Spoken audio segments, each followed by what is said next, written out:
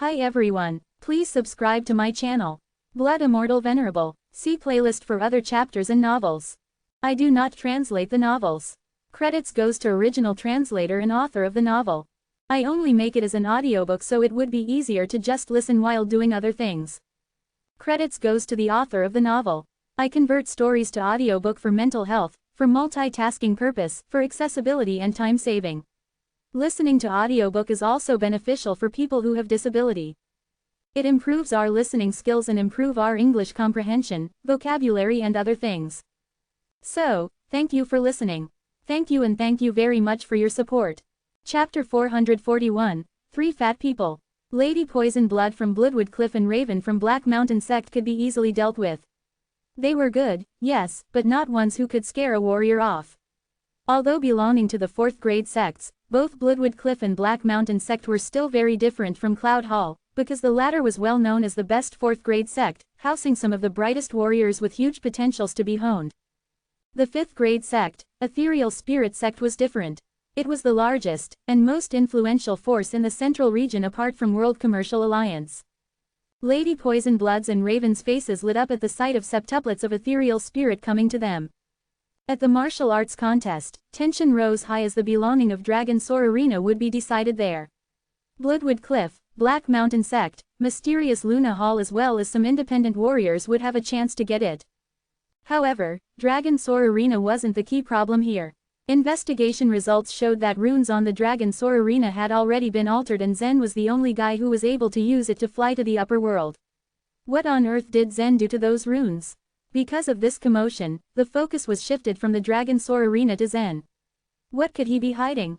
Zen was nervous, his eyes averted every single one of the other warriors who were in the area. If Zen didn't tell the truth about Dragon Soar Arena, it would be useless even though those warriors had got it. They needed the arena to enter the upper world, and that was the only thing that mattered. Its functions for martial arts refining weren't that important to them. Nobody expected that a disciple from Cloud Hall knew the Dragon Soar Arena best. They could not let Zen go. After all, their ultimate goal was to go to the upper world through the arena.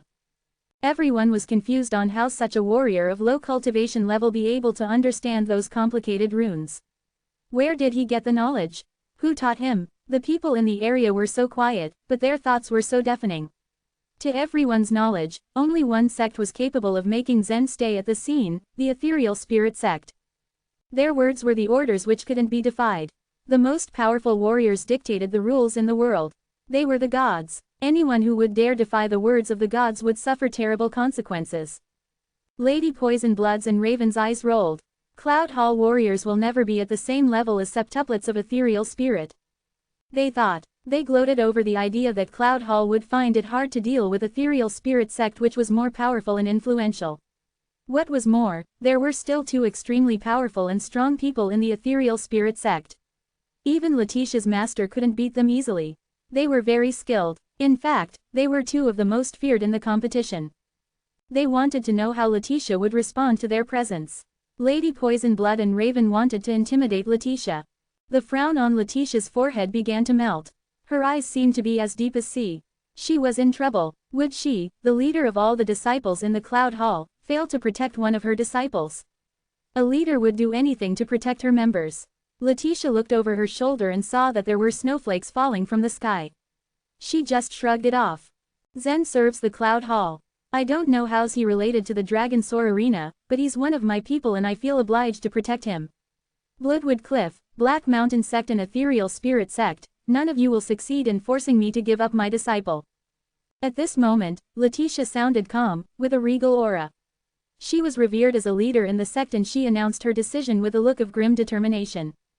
Suddenly, a loud quack was heard from the sky. There was a pause with what everyone was doing. People all looked up and saw the icy phoenix flying across the sky. The phoenix was bigger and more mature than ever before. Everyone noticed that it had already grown up. Spanning 10 feet in length, its body, which was made of ice, showed the shivering beauty of frost in every angle. As soon as the icy phoenix appeared, it flew towards Letitia and landed in front of her. The phoenix burst a loud quack, tucked its wings, and gazed at Letitia as if it were waiting for her to react. Letitia raised her head, and looked up to the phoenix. She felt her body was shrouded by the icy light radiated by the icy phoenix. Inside the light, Letitia's small body was hugged by the opaque ice, her visibility cut in half. Light grew brighter and brighter. A few moments after, icy crystals gradually formed around her. Inch by inch the crystals covered her whole body, nothing was spared. The icy crystals fused together and finally became an icy armor covering Letitia's body. Every part of her body was protected, which made her figure flattering. Even if 1,000 arrows were to be set free, she would still be alive with this kind of armor that she had. The icy light slowly disappeared, leaving her whole body visible to the naked eyes. To everyone's surprise, even phoenix feathers started to grow on her back like wildfire. Letitia blinked, and she noticed icy crystals hung on her eyebrows. She stretched out her hand, looking at all the other things that had changed since her metamorphosis. Then everyone noticed that an icy blue halberd had appeared on her hand. This halberd, made of unknown kind of ice, was as long as the phoenix. It was so long that 2 Letitias could measure it up. Zen raised his eyebrows, confused. Last time on the Cloud Road, he had never seen Letitia using this halberd. He couldn't imagine that such a tiny girl had the strength to wield it in a battle. Was this the warrior Letitia? Zen looked at her with great interest. The stone-faced Lady Poisonblood and Raven felt disappointed. They had wished and expected Letitia to behave herself and stay out of it. But she was never ready to give up Zen. Although Cloud Hall could never succeed in defying Ethereal Spirit Sect, Letitia still wanted Zen to grow even more under her wings. Letitia had already made up her mind to protect Zen as well as any of her disciples. Whoever tried to put her warriors in trouble, she was ready to fight for them even if she was going to fight such unfriendly and vicious warriors. Was she crazy for doing this? The icy halberd on Letitia's hand made the atmosphere fiery. Her eyes began to flash light, ready to destroy anyone who would want to mess with her people. Septuplets of ethereal spirit showed no emotion on their faces as they moved forward. Each of them took a fighting position, and they together set a battle formation and drew their swords all at the same time. Leader of Septuplets of Ethereal Spirit asked in a tone of disbelief, Letitia, do you want war with Ethereal Spirit Sect? No, I want nothing but peace from you. But I have to protect Zen. He's a disciple of Cloud Hall, Letitia said coldly, showing no emotions at all. Hearing Letitia's words, Zen was touched. He was very much unwilling to drag the Cloud Hall into war. He never meant to start it, and never meant to have anyone clean up his mess. He started this, and he should be the only one to end this. As touched as he might be from what Letitia was showing him, he did not want anyone to be in trouble for defending him. He then thought of a plan that would settle this dispute by himself. Cloud Hall has been developing well and rapidly over the past years. A lot of improvements have been made by you and your people. In 10 years, I believe Cloud Hall will have an equal position with the Ethereal Spirit Sect, leader of the Septuplets of Ethereal Spirit announced.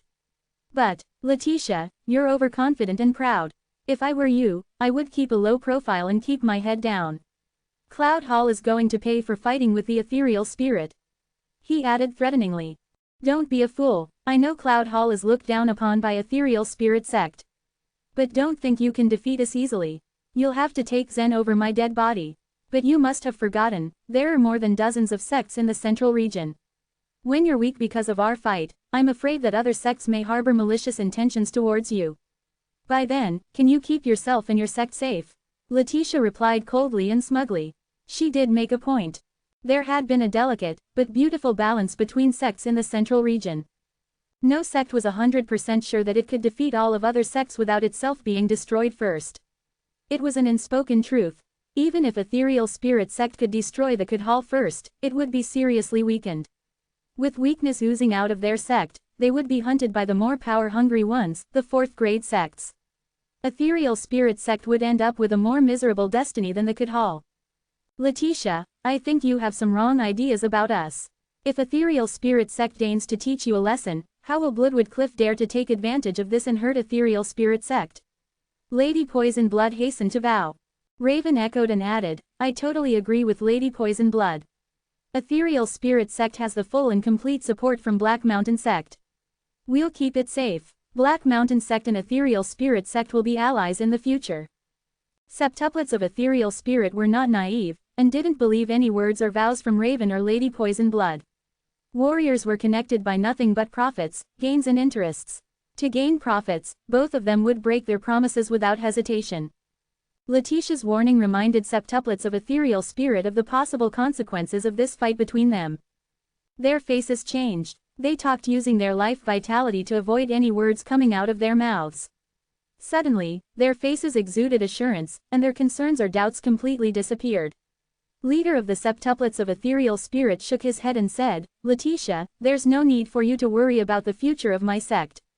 No matter who protects Zen, we'll take him. Whoever is protecting him is fighting a losing war." With those words, septuplets of ethereal spirit changed their stance, and lights appeared beneath their feet, through which they were connected together. The shape of a glowing Big Dipper was formed around them. They raised their hands at the same time, with the exact same gesture and movement.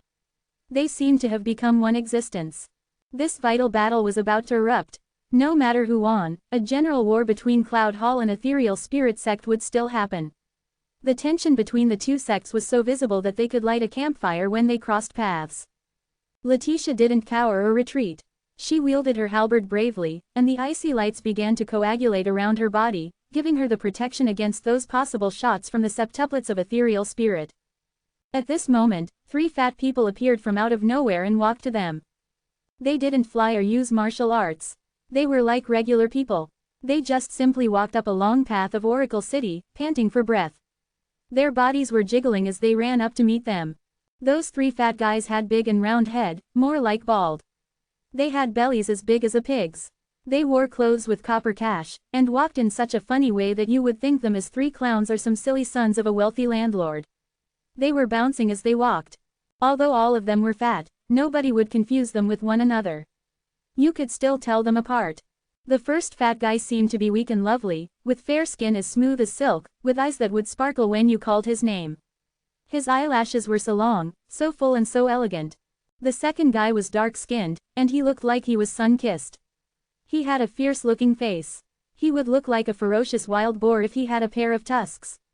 Anyone who would meet him would initially be threatened and scared. As for the third guy, he had a fine color in his rosy cheeks, like he had so much joy in the world. He seemed to be as kind as a Maitreya Buddha, willing to do anything to help others.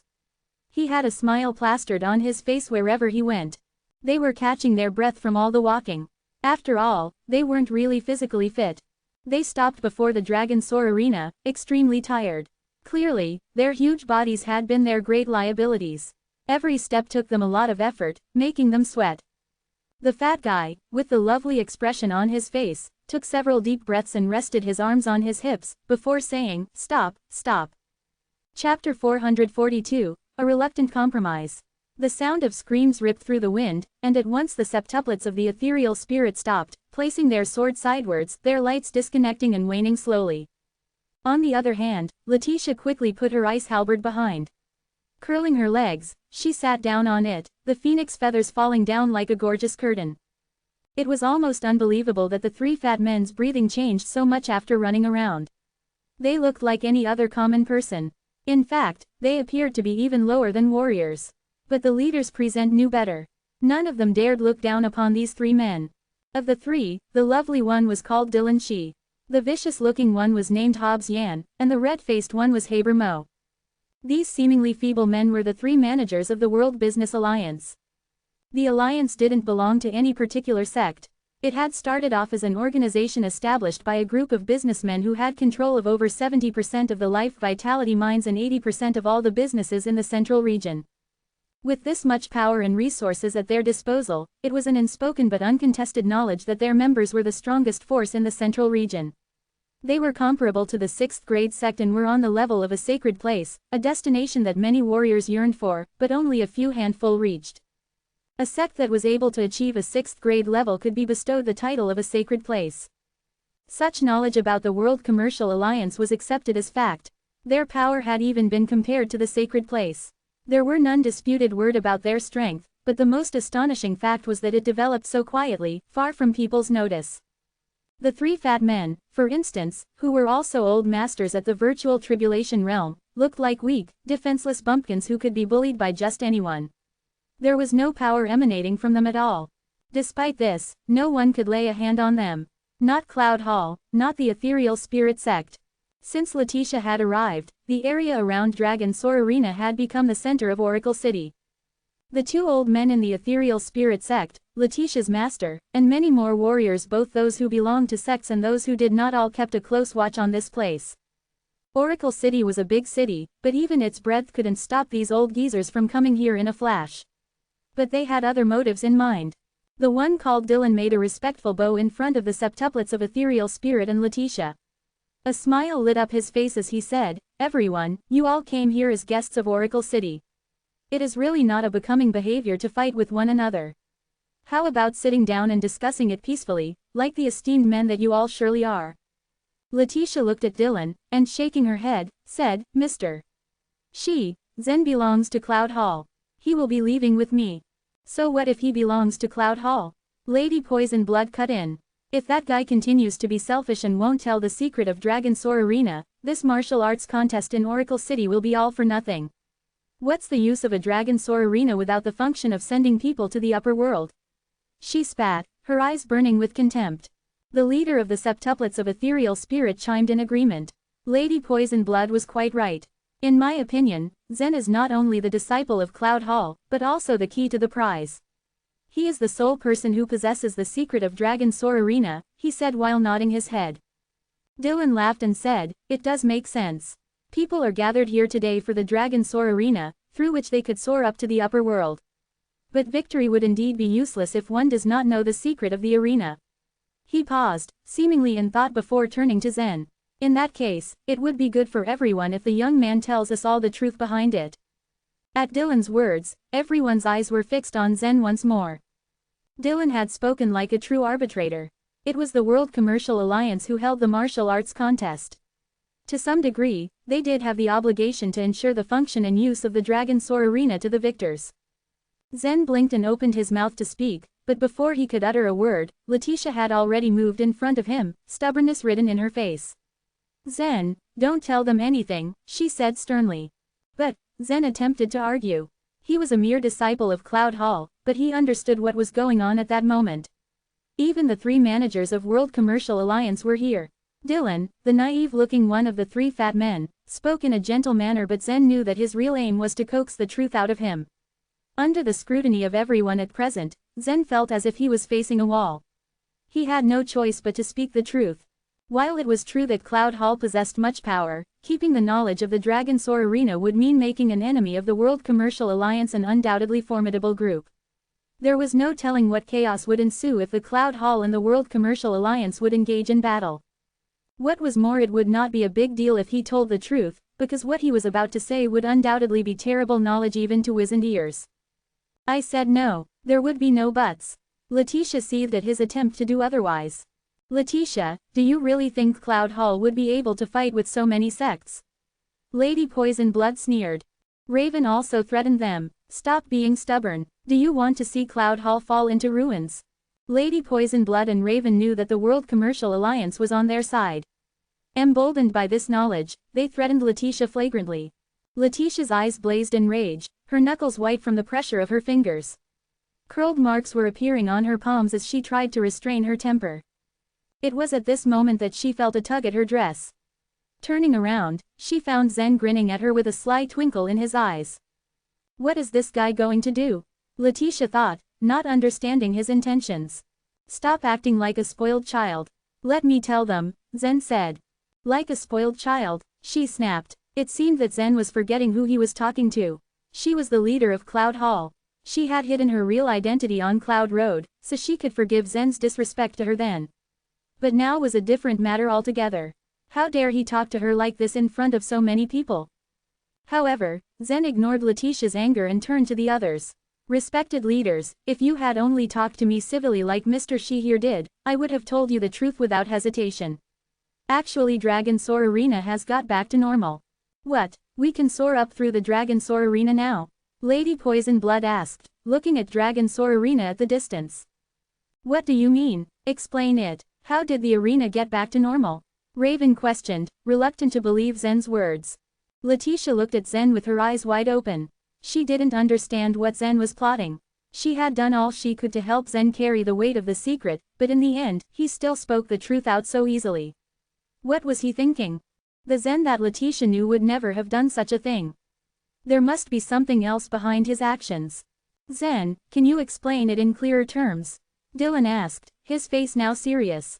Dragon Soar Arena couldn't function well before. How can it be back to normal now? That day, I was hunted by a young man at the level of the internal elixir realm. Zen began. In desperation, I altered the runes on the 6th floor of Dragon Soar Arena. You were unable to soar up after then. But I have put things back in place just now, and it would be just as before. Altered the runes? Humph. You are making irresponsible remarks. Even the top runic experts in the central region cannot alter the arena's runes. They are far too abstruse. So how could a mere disciple have done it? Raven sneered. Several letting sects had already inferred that the problem was in the runes of the 6th floor. After reaching this conclusion, they had sent for the best runic experts in the central region to try to fix the problem. However, all their efforts had been in vain. Not one from the experts was able to decipher the runes. It was far too sophisticated for current knowledge to understand. Zen shrugged, then looked at Dylan and said, the World Commercial Alliance's branch in Cloudy City must have failed to pass the message to you. If they had, you should have surely known my ability on runes. Zen said this nonchalantly, and then everyone turned to Dylan. Dylan stared blankly for a moment, shook his round head, then suddenly patted his head with his hand and said, Zen. Zen Luo, I have totally forgotten about it. A couple of months ago, Michael, the leader of the branch of the World Commercial Alliance in Cloudy City, delivered a message. A runic expert with the perfect brushwork had appeared. From then on, Zen would be someone that they kept under close watch. But Dylan did not connect the Zen in front of him to that Zen who was a runic expert. How could he have failed to remember this? Squinting his eyes, Dylan nodded to the people of Virtual Tribulation Realm and said, Zen was right. In terms of mastery of runes, no one but Arnold could compare to him in the whole central region. As soon as he finished, an astonished silence befell upon the gathered crowd. Chapter 443, The Secret of 1,000 Years. The fact of the matter was, what Dylan was actually intending to say was that as Zen got increasingly powerful, eventually, even Arnold would end up being no match for him. Besides, Zen had already grasped the perfect brushwork at such an early age. On the other hand, Dylan had examined and analyzed the meditation runes presented by Michael painstakingly. Perfect brushwork was not just the focal point of those runic textures. Their brand new composition was just truly awe-inspiring as well. An adolescent wouldn't have a ghost of a chance of drawing them, but Michael wasn't really the type to fool around and make fun of things of this sort. So, Dylan had no choice but to take his word for it. Mr. Shi, did you show up alongside Zen just to trick us? Lady Poison Blood questioned him in utter bewilderment. Raven was also shaking his head. If they hadn't witnessed it with their very own eyes, there was probably no way they'd ever trust Dylan's words that Zen could rival Arnold at all. What did this entail? All of Arnold's unparalleled and never-before-seen rune accomplishments had already been deeply ingrained in the hearts of the citizens. How could Zen's runes ever hope to hold a candle to Arnold's? Dylan isn't trying to deceive you. As strange as it might seem, it's the truth. Hobbs, wearing a vicious expression on his face, spat. These three mighty fat men were worlds apart in regard to their temper. Dylan was quite unpredictable but still knowledgeable. As for Hobbs, he was much like a bear with a sore head. Hobbs, pull yourself together, Dylan said, shaking his head and feeling a bit irritated. If you're having a hard time accepting that fact, why don't I just go ahead and show you the runes that were drawn by Zen? You might think that your eyes are playing tricks on you, but you'll be satisfied once you see them personally. He's only the second ever runic expert who has grasped the idea behind the perfect brushwork in the central region. Just as Dylan was about to dispatch someone to get a hold of Zen's runes, Zen suddenly let out a heavy sigh.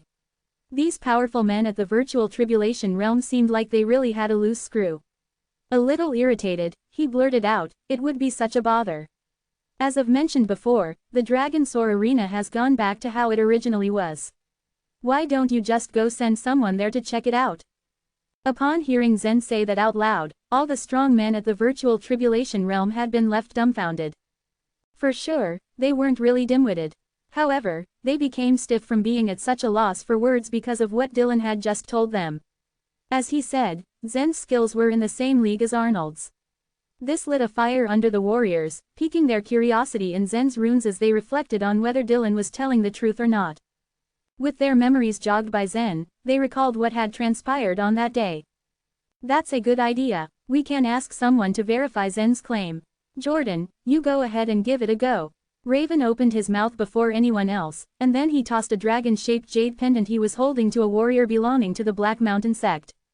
Jordan also attacked Zen just moments ago, but Raven's words made his spirit soar that he almost sprung up immediately. For Jordan, this was, without a doubt, the perfect chance. Most warriors, including the ones at the virtual tribulation realm, had no access to the Dragon Soar arena to reach the upper world to train themselves, let alone those who belong to the internal elixir realm. Very well, I shall leave at once. At Raven's behest, Jordan marched toward the arena. The other green-eyed sect leaders could only watch from afar as Jordan stepped foot into the arena. If Zen was speaking the truth, Jordan was in for an unbelievable deal. The warriors were silently biding their time down at the arena for the reason that it would take quite a while to make one's way up from the first to the 6th floor. After approximately 1 hour, Jordan ultimately passed the trials within the arena and scaled the summit. Buzz. A moment passed by and a ray of white light emanated from the topmost portion of the arena. Now, the gaze of the bravest and mightiest in Oracle City had been fixated on the light. Even those elders who hadn't shown themselves before focused their attention on it as well. Shoot! A towering pillar of blinding white light ascended from the arena and pierced right into the sky, vanishing into the farthest ends of the heavens. Was he able to pull it off? The leaders were raging with excitement. Jordan arrived at the arena and flew away, proving once and for all that Zen's claims were indeed true. Witnessing all of that with her own 2 eyes made Tia even more doubtful, feeling like something was quite amiss. Could Zen really be that good? Why would he be so considerate as to repair the rune on the 6th floor without asking for anything in return? Could he have some ulterior motives? Most of the other leaders were thinking the exact same thing. After Jordan took off from the arena, Raven was actually holding an extra jade card in his hand. This right here is Jordan's life jade card. If Jordan ends up dying, this is going to be shattered. Stating that, he then nonchalantly tossed the jade card onto the top of the arena, leaving it there to spin continuously. It would actually take so long before they could find out whether Jordan was safe or not, but they weren't really aware that there was a good chance Jordan wouldn't ever be coming back. Now that they had concrete proof that the arena had been brought back to its original state, the strong men at the virtual tribulation realm decided to just relax and take it easy. Time was on their side, so there was no need to be in a hurry to check whether the arena was secure or not. In fact, they weren't as excited to fly into the upper world. On the contrary, what they truly wanted was to gain possession of the arena and simply prepare for themselves an easy way out. The stronger the warriors had become, the more terrified they were of death. Despite the fact that they lived a long life, they would still have to die at some point. Time, much like a sharpened knife, would be the enemy who would end up giving them a fatal blow at the final moment of their lives. Meaning to say, as soon as they reached the moment when they started feeling as though they had one foot in the grave already, they would go to great lengths to seek treasures, desperate to extend their lives by any means possible, or even dive into the jaws of death just to reach the kingdom of God and train themselves. If they, for whatever reason, failed to get a breakthrough in their training, they could still place their hopes and dreams on the upper world and look for chances to make a breakthrough. That was precisely the way of thinking of most of the strong men at the virtual tribulation realm. There you have it. So, can I go now? Zen asked, tipping his head and looking over at Dylan.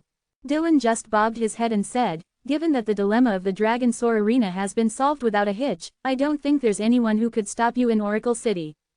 The strong men at the virtual tribulation realm who were silently watching simply chose to pay Zen no heed. The fact of the matter was, to embarrass an innocent young man at the illuminating soul realm wasn't an honorable thing to do. Be that as it might, the problem of the arena was just a little too complicated that they ran out of other options and had to do it. Letitia, glaring at Zen with a grim expression, huffed in revulsion, and took off. Zen, wearing an aggrieved smile, went after her without delay. What reason could you possibly have for fixing the arena? Letitia channeled her indifferent voice to Zen through her life vitality, akin to that of a cold breeze whistling. Zen couldn't help but laugh and answered sincerely by also using his life vitality, all of that is a lie. A lie? You mean a trap? Letitia was at such a loss for words. Knowing Zen's personality to such a great extent, she was certain that he wasn't someone who would do something to benefit those he didn't know. For that very reason, she just couldn't wrap her mind around his motive for fixing the rune. Zen appeared as though he had been deep in thought for a moment before going on and stating, the arena is actually connected to the genuine dragon world. That is also the location where the dragon lineage human resides. Any human without genuine dragon blood running through their veins will be imprisoned for 1,000 years. What did you say? Letitia's jaw dropped as she looked at Zen in utter disbelief. Is that true? Are you serious? Zen nodded in response. Those who did not possess genuine dragon blood in their bodies would be imprisoned for 1,000 years. Even those strong men at the virtual tribulation realm were able to live for over 1,000 years. Raven had already been living for more than 400 years as of the moment. If he were to rise up above toward the upper world, it was highly likely that he would die there. But how on earth were you able to come back here from the upper world? This doesn't make any sense at all.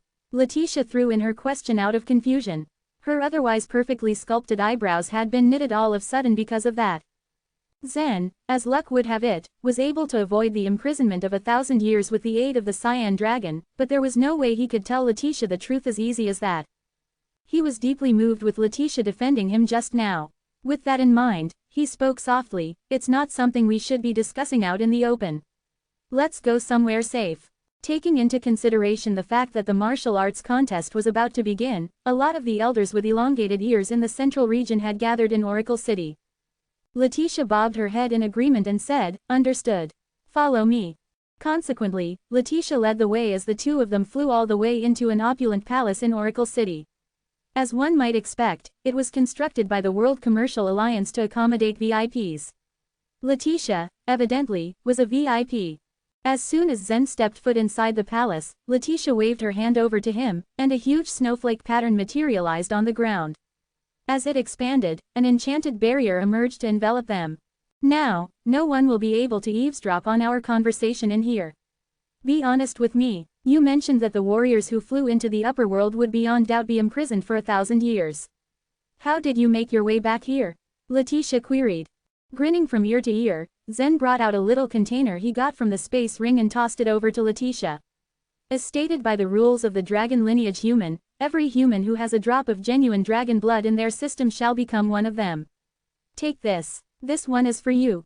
Letitia examined the bottle, inside of which was a drop of blood pulsating rhythmically. In spite of the fact that she was rather capable and well-informed, she gulped, instinctively struggling to come up with a response. "So, you're telling me this is what genuine dragon blood looks like?" Chapter 444, Zen's Resentment. With the years he spent in this colorful world, Zen had also heard of a few things about the genuine dragon. The dragon lineage human had its descendants scattered all over the world. Where Zen was from, they had remained in power for a time but were eventually thrown off their rule. They had kept some beasts alive as their familiars. Some of them were the flood dragon, the winged dragon, and horned dragon. When their power was toppled, the beasts became ownerless and wandered. The records about the true dragon dated back to 160,000 years before, at a time when a far-reaching battle between the union of 7 divine kingdoms and the dragon lineage humans was happening on the other side of the chaotic ocean of stars. Even though the dragon lineage humans had inherited power from the genuine dragon, they were defeated by the alliance of the 7 kingdoms. One of the goals of the alliance was to wipe out all the dragon lineage humans. Even after their victory, they continued to pursue and kill the descendants as they were running away. But desperate men were the most dangerous.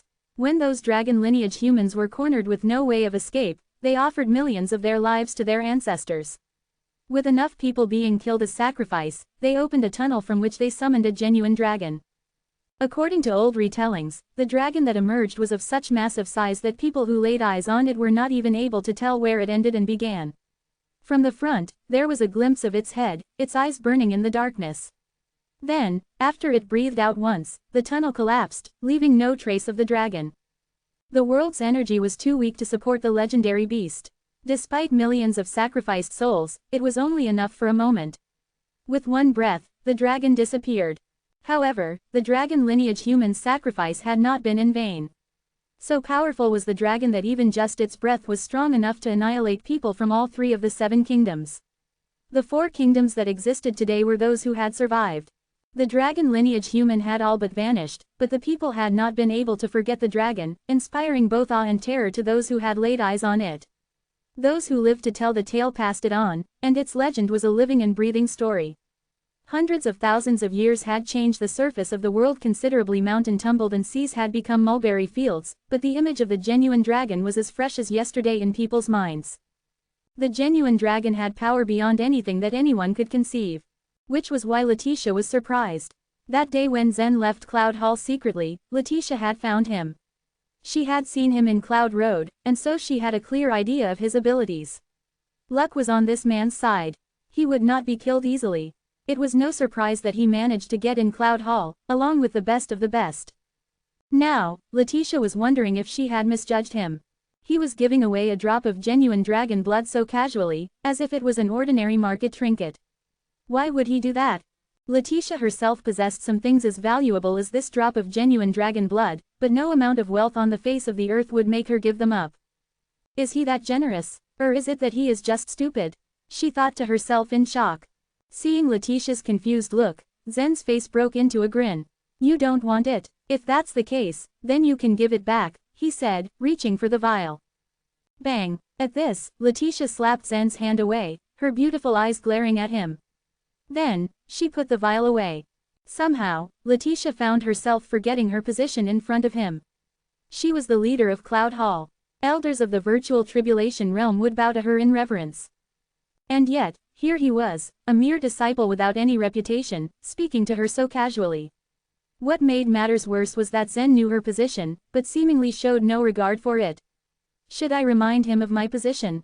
Letitia thought in irritation. She was pulled from her thoughts when Zen suddenly said, Tia, I heard the others talking about the martial arts contest. Is this for the Dragon Soar Arena? Letitia nodded. Yeah, the Dragon Soar Arena appeared 3 months ago. Normally, the martial arts contest was held every 10 years, but there were great disputes among the famous sects, so the World Commercial Alliance decided to hold the martial arts contest this year in advance in order to put an end to the quarrels.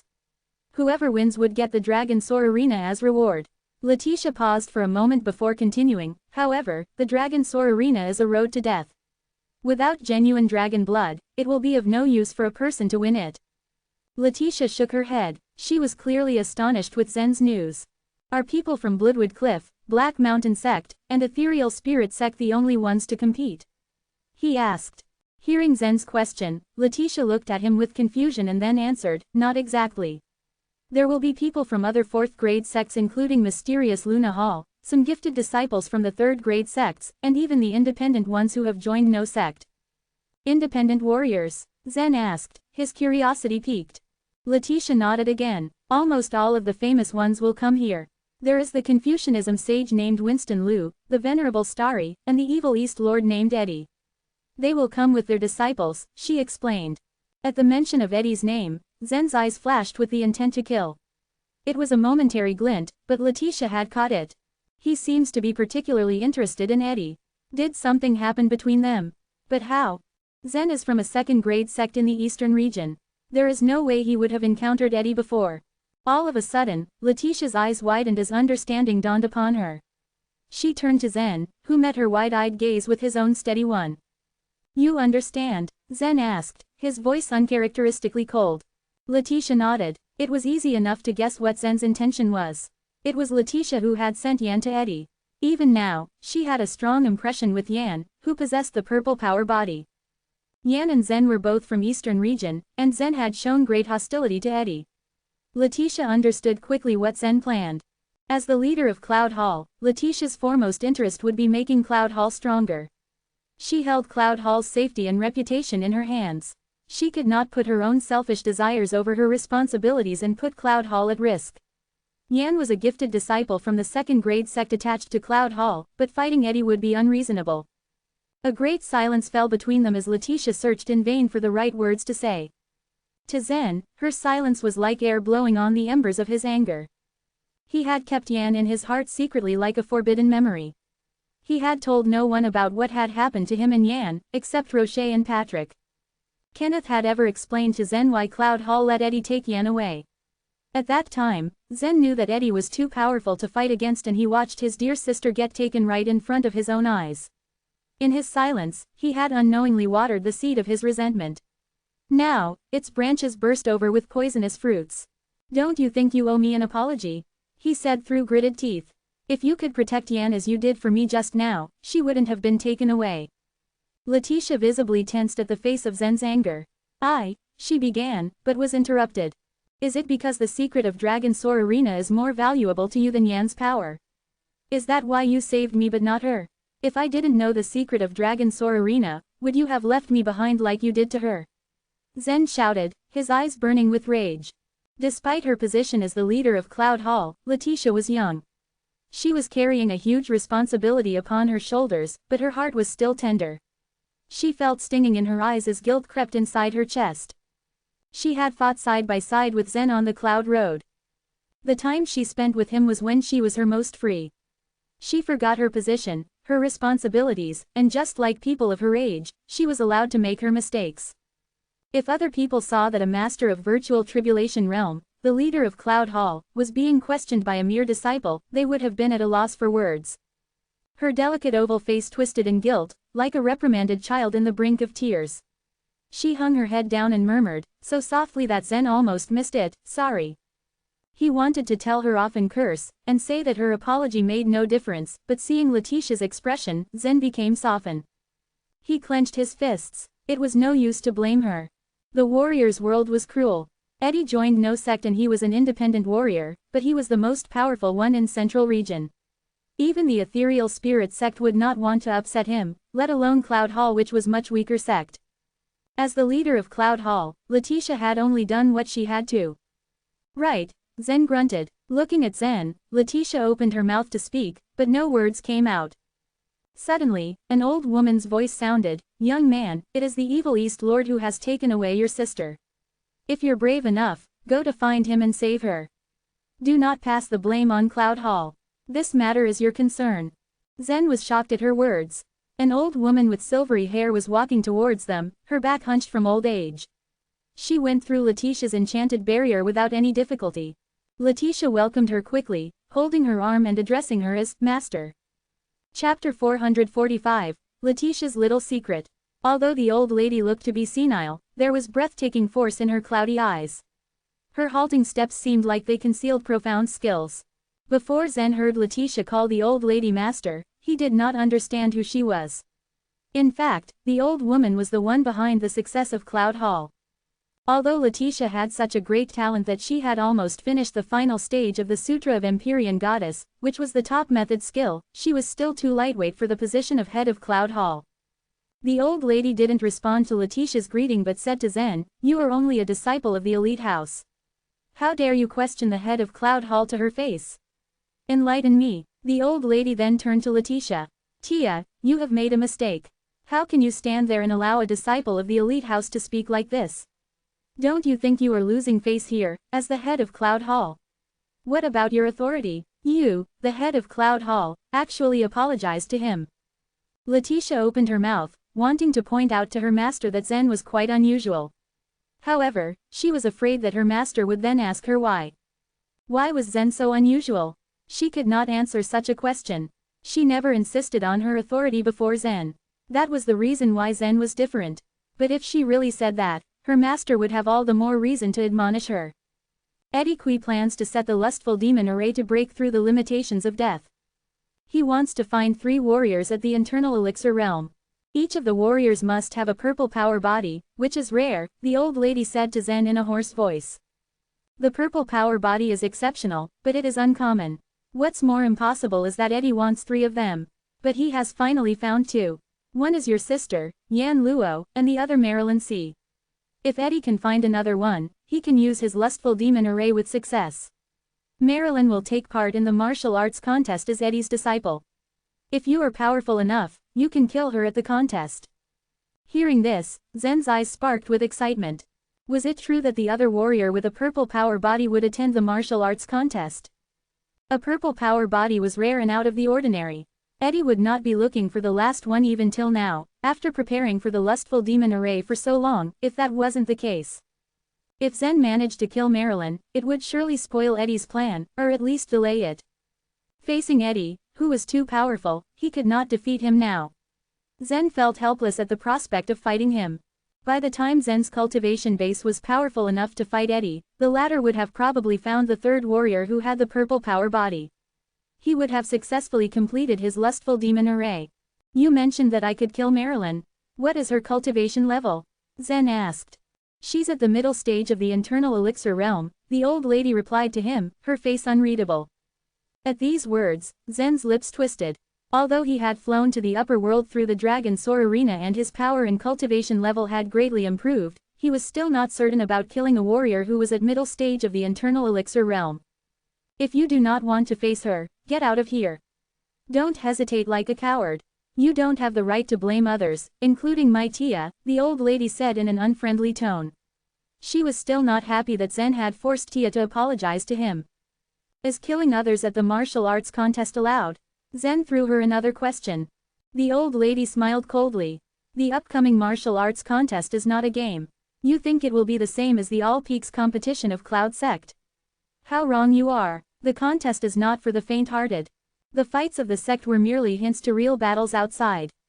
Although there were people who got hurt in the fight or even died, for most of the participants the fights were like games. Usually, they did not kill their opponents. But the martial arts contest was an entirely different ballgame. It was common knowledge that a number of warriors were killed every decade at the martial arts contest of Oracle City. The warriors were from different sects.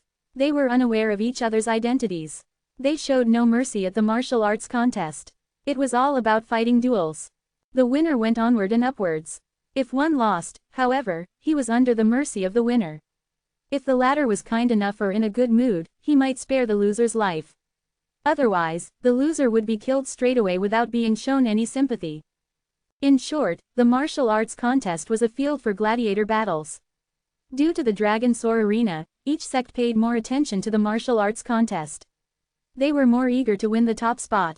It was but natural that the contest was very fierce. Someone once remarked that the martial arts contest held by the World Commercial Alliance every decade or so was a small-scale sectarian war. It was an opportunity to test the strengths of each sect in peacetime. Are there any conditions for a warrior to attend the martial arts contest? Zen voiced out another question. Before her master could get in a word, Letitia demanded, her eyebrows furrowing, are you planning on attending it? Of course I am. Zen looked at Letitia, determination etched across his face. Zen had always been planning to take part in the martial arts contest. He was already a member of the dragon lineage human. That was to say he belonged to the Dragon Abyss Palace. He was dependent on the Dragon Soar arena if he wanted to fly to the genuine dragon world. It was obvious that the arena was crucial to him. Do you know the cultivation levels of the others who attend it? Letitia asked him again. Zen thought for a moment before shaking his head. I really don't. Letitia gave him a bitter smile, also shaking her head. You don't even know how the others are situated, yet you plan on attending the martial arts contest. The warriors who take part in the contest could be at any level below the late stage of the internal elixir realm. They are elite disciples cultivated by old geezers of level 4 or 5 sects. Are you certain you can fight them? With you being at the 3rd level of the illuminating soul realm. You are not strong like Blake, Benson, and some other disciples of Cloud Hall. You're not even in the running. Moreover, the candidates attending the contest have already been chosen. If you wish to attend it, you have to attend it as an independent warrior and get the qualification by yourself. If you like the idea of getting yourself killed in the process, I won't stop you, Letitia spouted out, her words a firm warning. Zen grew silent. I must attend the martial arts contest, he said as she looked at him coldly. I must obtain the Dragon Soar arena, and Marilyn must die. Making this announcement, Zen turned around and left without bidding them goodbye. Letitia had previously planned to warn Zen not to attend the martial arts contest, because she knew he would probably die otherwise. But Zen's short speech had not given her any leeway to fully convince him. However, the old lady, Letitia's master, smiled appreciatively. She had lived for long and was very experienced. She had been angry that Zen blamed Letitia. Being a warrior, Zen must know when to admit to his responsibilities. You are not allowed to leave. Letitia outstretched her hand as she rebuilt the enchanted barrier. She had been back at the beginning level of the virtual tribulation realm. It was easy for her to stop Zen. But at the same time, Zen's body started to shake. He looked like a ghost, like a rippling figure underwater. As he shook, he got past the enhanced barrier that Letitia had made with no scruples, as if it did not exist at all. Letitia and the old lady could not believe their eyes. It seemed incredible. They wondered if there was something wrong with their visions. What just happened?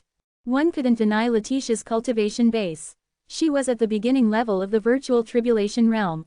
Besides, she had sacrificed her cultivation strength 9 times now, and her power was far greater compared to ordinary warriors who were at the beginning level of the same realm. Her enchanted barrier was exceptionally strong, but just now Zen passed it so smoothly, as if it wasn't present before him at all. What on earth did he just do to surpass that? If my eyes serve me correctly, Zen seemed to utilize the strength of the space law. Also, he seems to have learned that law quite well. Even Saint Morphins is not able to perform as well as Zen, the old lady said, recovering first. She shook her head disbelievingly. Morphins had learned the space rules like few others could. However, he could use his mystical pace in the weak space, which was entirely different from what Zen did. Zen passed Tia's enchanted barrier with ease. It seemed that Zen didn't do anything fancy, but his moving skills themselves contained a profound understanding of the space rule. Letitia wanted to catch up to Zen. But the old lady, her mentor, was still here. She hesitated, trying to hold herself back. That young boy is unusual. If he insists on attending the martial arts contest, just let him go, the old lady said calmly. She threw Letitia a meaningful look. Which brings me to my next question. Tell me, why did you stop him from attending the martial arts contest? I'm curious. Letitia blinked, answering, no matter what Zen has done, he is a disciple of Cloud Hall. I would feel tremendously guilty if he is killed. Is that right? If so, then what about the others? Aren't Blake, Benson, and the others disciples of our Cloud Hall too? If he feared death, he shouldn't have started to cultivate the martial arts in the beginning. A smile lingered in the old lady's opalescent eyes as she finished her words. I don't know what you mean, Master, Letitia spluttered, still acting the naive little girl. The old lady sighed, her expression becoming grave. She had lived for so long. How could she not see what was blooming between Letitia and Zen? The way Letitia talked to Zen was so different from how she reacted to others. She did not behave like she was the rightful head of the Cloud Hall at all. How could her master not put 2 and 2 together then? She knew the secret Letitia was harboring. The old lady knew that Letitia and Zen had gone through something together at the Cloud Road, however, she did not know exactly what had occurred. It did not matter, in any case. As long as Zen continued to have breakthroughs and could be powerful enough, she wouldn't mind marrying Tia off to Zen. As per her point of view, Zen truly was a rare genius. His potential was as great as Tia's. For the sake of his cultivation, using up all the resources at Cloud Hall would be worth it. It was a pity that Zen was too weak right now. Not all geniuses got the chance to grow without a spanner in the works. Zen expected to kill Marilyn and declared a war against Eddie Kui in the process. It wasn't certain that Zen would survive the martial arts contest at all. Chapter 446, Pass or Fail. It was quite a busy day at Oracle City. All the restaurants, hotels, and tea houses were filled with tourists, martial artists, and cultivators of different levels. The martial arts contest had surely piqued the interest of almost half of the martial artists from the central region. But not all of them were qualified to take part in the contests. Still, these martial artists went all the way here just to watch the battles between the great masters of different sects. It was going to be a worthwhile trip if they could learn a new fighting technique from these masters. Some of these practitioners were even hoping to get an epiphany from watching the fights. Though there wasn't any assurance to it, it was worth a try. Zen was asking around for the martial arts contest registration booth, but no one seemed to really take him seriously. After several attempts, someone had finally pointed him in the right direction. Although the contest was open to all practitioners in the central region, there were limited available slots. Hence, some pre-qualifying matches were designed to identify the qualified participants to the martial arts contest. But the pre-qualifying matches were intended only for the practitioners from unknown sects who at least reached the illuminating soul realm. And only after passing these matches could they move on to the martial arts contest. While for the famous sects, they each could get 3 to 10 reserved slots in the martial arts contest. This meant that participants from Cloud Hall, Bloodwood Cliff, Ethereal Spirit Sect, and other top sects could get into the martial arts contest without going through the pre-qualifying matches. Some top individual warriors could also get a reserved slot to participate in the martial arts contest. The Cloud Hall had 5 reserved slots and the list had already been sent to the World Commercial Alliance which held the martial arts contest. Despite being a top disciple of Cloud Hall, Zen didn't get a spot. So, in order to take part in the martial arts contest, he needed to go through the pre-qualifying matches. When Zen arrived at the registration booth, it was crowded with practitioners who wanted to sign up for the pre-qualifying matches. Every now and then, Zen could hear applause and cheering coming from the big crowd. Despite being physically strong, he couldn't get his way into the crowd that easily. He pushed them away, braved through the thick crowds until finally making his way to the registration booth. He found an old man with a mustache sitting at the center, guarded by 4 strong and tall men without shirts on. They appeared to be practitioners at the ultimate level of the illuminating soul realm, giving off a more terrifying vibe. It seemed that they were assigned to sign up the practitioners. As Zen looked around, he realized that these practitioners were just bystanders with no intention of signing up for the contest. Zen was figuring out how to sign up for the test. He kept on looking around, waiting for someone to sign up so he could see. Suddenly, a practitioner walked up to the old man and said loudly, "I want to sign up." The practitioner took out a Supreme Life Vitality crystal from his pocket and threw it on the desk in front of the old man. The old man then said, "Well, then. Try your luck, kid. Punch this stone as hard as you can." He was pointing at a square, human-sized, pale green stone. There was nothing special about this stone on the surface, and nothing unusual would seem to come out of it. Zen sensed something weird about the stone, so he tried to scan it with his mental powers. But to his surprise, it totally blocked his soul and therefore, he couldn't tell what was in that stone despite scanning it thoroughly. Without another word, the practitioner urged the bystanders to back off as he made his way towards the stone. When the crowd stepped back and made room for him, the practitioner then stood back a little. The life vitality inside his body frantically fluctuated. He gave off a fierce and powerful aura as if he had been practicing a tough cultivation method.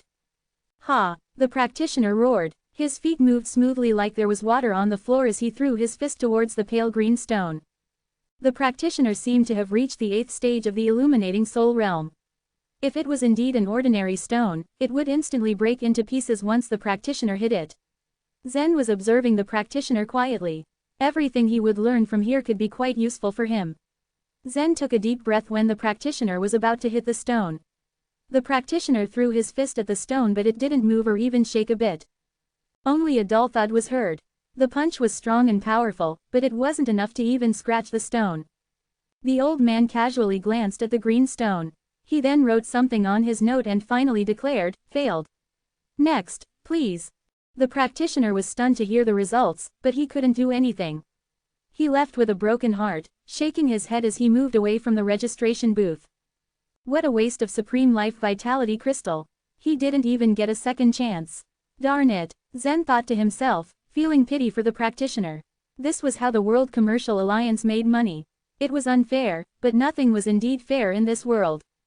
Now Zen understood why only a few practitioners would sign up for the contest. A Supreme Life Vitality crystal was not cheap, it was equal to more than 1 million low-grade Life Vitality crystals. For the 2nd and 3rd grade sects, and numerous famous families in the central region, Supreme Life Vitality crystals were nothing, but not for any ordinary practitioners. Even most of the practitioners at the Illuminating Soul Realm could not afford to spend a Supreme Life Vitality crystal. However, even though some practitioners didn't pass the pre-qualifying test, they didn't think that the Supreme Life Vitality crystal went to waste. They took it as a payment for a great opportunity to broaden their horizons. Pass or fail, the practitioners couldn't take back the Supreme Life Vitality crystal. When the first practitioner left, another practitioner tried his luck. The practitioner had a crew cut and calm eyes. He was carrying a navy blue machete on his back. He walked up to the old man, carelessly tossed a Supreme Life Vitality crystal on the desk, and then walked towards the pale green stone. "I wonder if he can make it. He has reached the top grade Illuminating Soul Realm. I think he can make the magnetic stone change its color. I won't be so sure. Earlier, 2 practitioners has also reached that realm, remember? But they failed anyway." The crowd exchanged opinions with each other. As Zen listened, he finally got to know that it was a magnetic stone. It was quite different from any other ordinary stones that even the practitioners who reached the top grade Illuminating Soul Realm would have failed to affect it. The practitioner with the machete approached the green stone, but he didn't do anything. He just stood slackly and simply waved his hand towards the stone. There was nothing at first. Then a sound of wind came. Then suddenly, the wind rushed towards the stone and hit it hard. "Wow, that's sharp and fierce." He applied a bit of the principle of wind. Zen thought to himself. This man hadn't even reached the internal elixir realm yet, but he had the strength that could not be underestimated.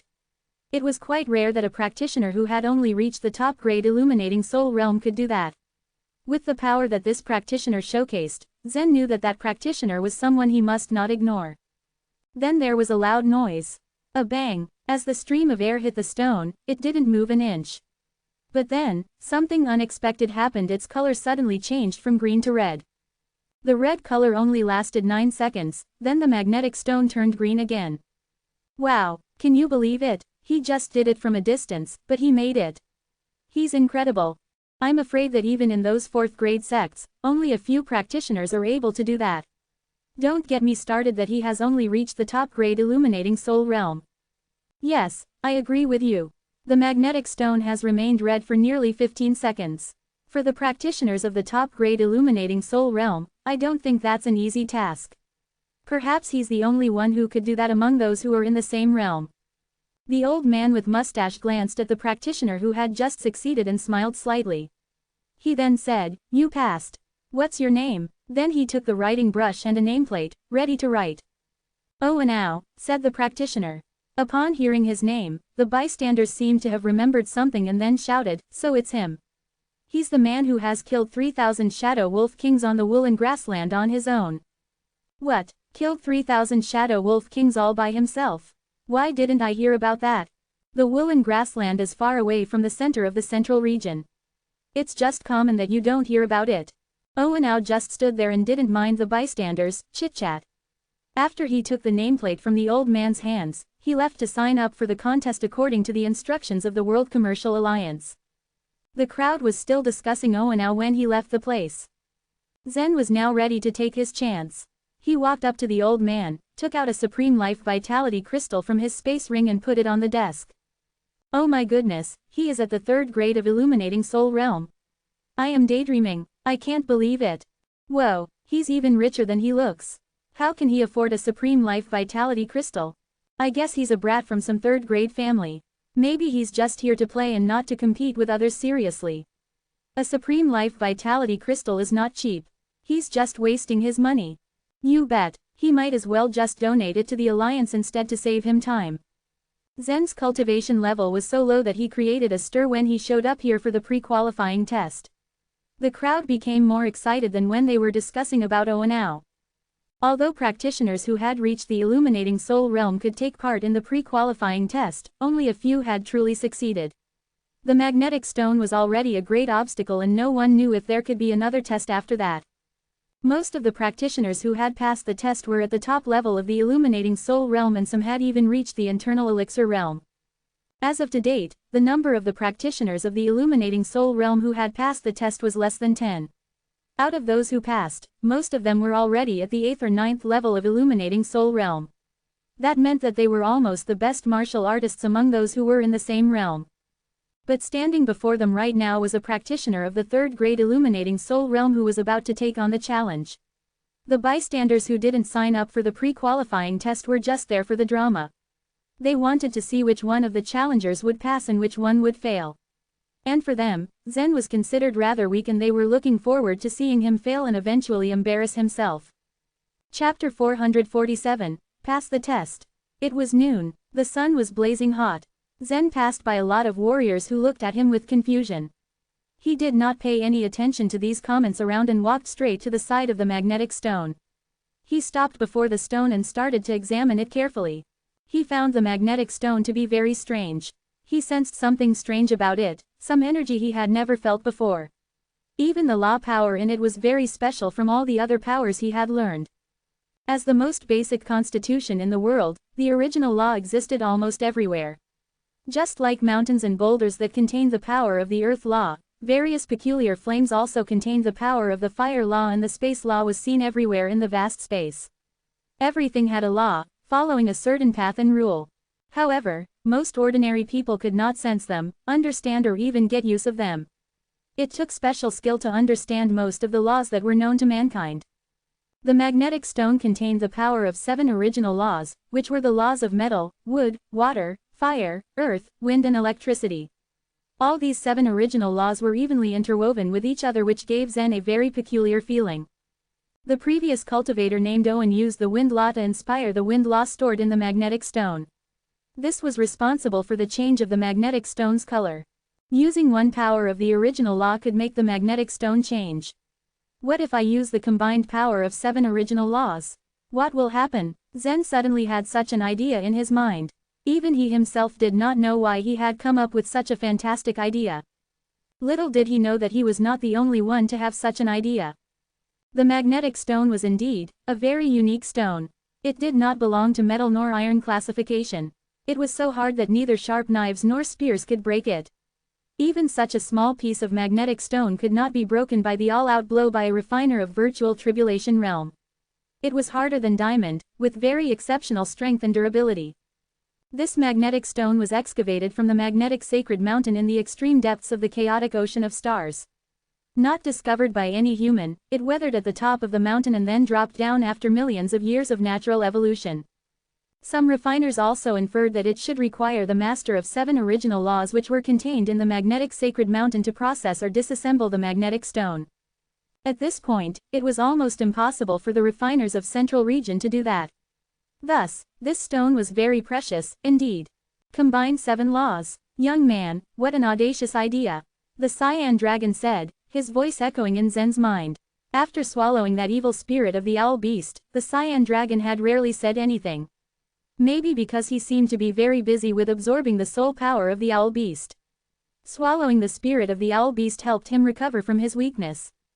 What did you mean? Is it really that hard to mix 7 pieces of law power? Zen asked, confused by the Cyan Dragon's statement. Yes, very difficult. Besides, the magnetic stone here is not just an ordinary magnetic stone. If you can achieve a certain level of power in the future, maybe you can take the whole magnetic sacred mountain. Don't think about the mountain too much now. It's such a great treasure, but for you now, you'd better not overthink. The Cyan Dragon explained calmly. Zen's eyes widened. He felt surprised with his heart jumping hard when the Cyan Dragon mentioned that the magnetic stone was not an ordinary one. No one knew how many precious treasures the Cyan Dragon had met before in his lifetime. For example, the precious blood of the genuine dragon was just considered ordinary by the Cyan Dragon. After all, he belonged to the genuine dragon, and the amount of blood he had was beyond measure. Bearing the Cyan Dragon's extraordinary comments in mind, Zen again carefully examined the stone in front of him. He scrutinized every nook and cranny that the stone possessed. Magnetic sacred mountain, the legend of dragon lineage human, the secret furnace, and 9 genuine dragons. What are the connections among these? Zen thought in his heart. He realized that there must be something beyond extraordinary that had happened in the universe which the Cyan Dragon refused to talk about. The young man is staring at the magnetic stone blankly. What is he thinking about? Don't waste the time if you are too weak. Just punch it and go. If you are afraid of embarrassing yourself, why would you come here? Hey, man, there are still a lot of people in queue, waiting to pay money for the test. If you don't want to try, leave. Okay. Many cultivators around Zen shouted angrily. Hearing the urging sound of the public, Zen shook his head. He seemed to overthink what the Cyan Dragon said. He was not as strong as the others in the central region, and it was useless for him to think about it too much. Coming around the idea, Zen slowly and firmly raised his fist into the air. To change the color of the magnetic stone, he needed to stimulate at least 1 law power. Those cultivators at the ultimate level of the illuminating soul realm had no profound understanding of the law power. For example, Owen's practice of the wind law only relied on the basic application and theory. In fact, he did not understand the wind law by himself. The law powers by nature were very difficult to be understood. Technique and a lot of patience were needed in order to master laws. Even Morphins understood only the surface of the space law. The space law needed very special understanding, as it was one of the most difficult laws in the world. Since I cannot mix 2 pieces of law power, I will just use one single law power, the thunder law. Zen thought. A surge of electricity was running through his arms. He then raised his hand and a lightning bolt came out of it, thin and weak looking. How could this be possible? How was Zen able to summon such weak lightning? He did not cultivate the refinement method with the thunder attribute. Well, what a tiny and thin lightning. This man is a joke. Is this the strength of illuminating soul realm? I could not believe my eyes. The power of this lightning, I am afraid, might be even weaker than a normal nature creature. What a shame. The refiners around Zen burst into laughter when they saw the thin bolt of lightning appear out of Zen's hand. Zen knew how small and weak his lightning bolt was, even weaker than those generated by nature creatures. It was even far from the power generated by Rocher's extreme thunder sword intent. However, not everyone laughed at him. The old man across the table had sparkle in his eyes at the sight of the tiny bolt of lightning, and a look of astonishment could be seen on his face. What a pure power of thunder! Not everything small could be considered weak. This old man marveled at the sight of the bolt, his heart racing with excitement. He was also wondering why the power of this lightning looked so weak when the young man owned such a pure power of thunder. This scene went against the common knowledge the old man had. After charging his tiny bolt, Zen raised his fist, aimed, and hit the magnetic stone hard. Bump! This punch hit the magnetic stone, generating a light cracking sound. Zen stepped backward, his eyes illuminated with wonder, and he observed the changes that were happening with the stone. Most of the refiners who doubted Zen became quiet and stared at the stone. They didn't think that such a weak lightning could change the color of the magnetic stone. They leaned closer, expecting to see something worth laughing at. Everyone was staring, including the refiners, Zen, and the old man. And in a few seconds, the color changed from green to red. Everyone was shocked. Look, it changed. How could it be? His punch just now was not powerful. How could it change the color of the magnetic stone? Maybe there's something wrong with the stone. Everyone was so thirsty for the news that they plastered their eyes into the magnetic stone. They wanted to know everything. 3 seconds drove by, 6 seconds passed. 30 seconds passed. Everyone counted and kept their eyes on the magnetic stone, incredibly. And the magnetic stone remained red and did not change the color back. According to the rule set by the old man, as long as the color of the magic stone became red, refiners could register successfully. Some powerful cultivators, such as the independent refiners of Internal Elixir Realm, could change the color of the stone and sustain it for around 20 seconds. That was pretty impressive. Some weaker refiners, such as the ones under the ultimate level of the Illuminating Soul Realm, could change colors, too. But the change could only last up to 2 seconds. But still, it counted as passing the test, as per the rule. Owen, the refiner from Woolen Grassland who took the test before Zen, used the power of the ultimate level of the Illuminating Soul Reel to change the color. He was able to change the color of the magnetic stone and sustain it to up to 9 seconds. Even that was already impressive. But now, a new warrior held the record. The refiner at the level 3 of Illuminating Soul Realm had sustained the color for more than 30 seconds. Upon the stone's color changing, a lot of people were convinced that maybe the stone was indeed broken. 30 seconds had passed, and it had not yet reverted back to its original color, green. The longer the color stayed red, the more suspicion aroused. 40 seconds passed. Count was still going on and 1 minute passed. The magnetic stone stayed the same, without any sign of changing back to green. I cannot believe that even the magnetic stone would be broken. Maybe it has been punched for so many times that it got broken. The magnetic stone is broken by punches. Are you kidding? The magnetic stone had fallen from the sky to a sacred mountain. How could it be broken by punches? It's more powerful than that. After 5 minutes, the color started to change, fading from red into green. Noticing the change, Zen nodded slightly, then walked up to the old man with mustache and asked, "Did I pass?" The old man, a wise judge for the test, stared at the magnetic stone with a blank face. He was an expert in his field that he had more knowledge than the refiners around him. To the old man's delight, the magnetic stone was not damaged at all by frequent punches, not by wear and tear. It was still functioning properly.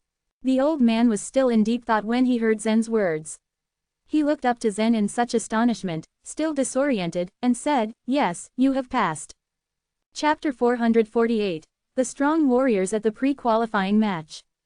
What? He passed the test. Something has to be wrong with the magnetic stone. He couldn't have passed otherwise. Does World Commercial Alliance have such low prestige? Is this a joke? Maybe I'll try it too. For all I know, I could pass. The old man's announcement regarding Zen's passing of the examination caused quite a buzz in the atmosphere.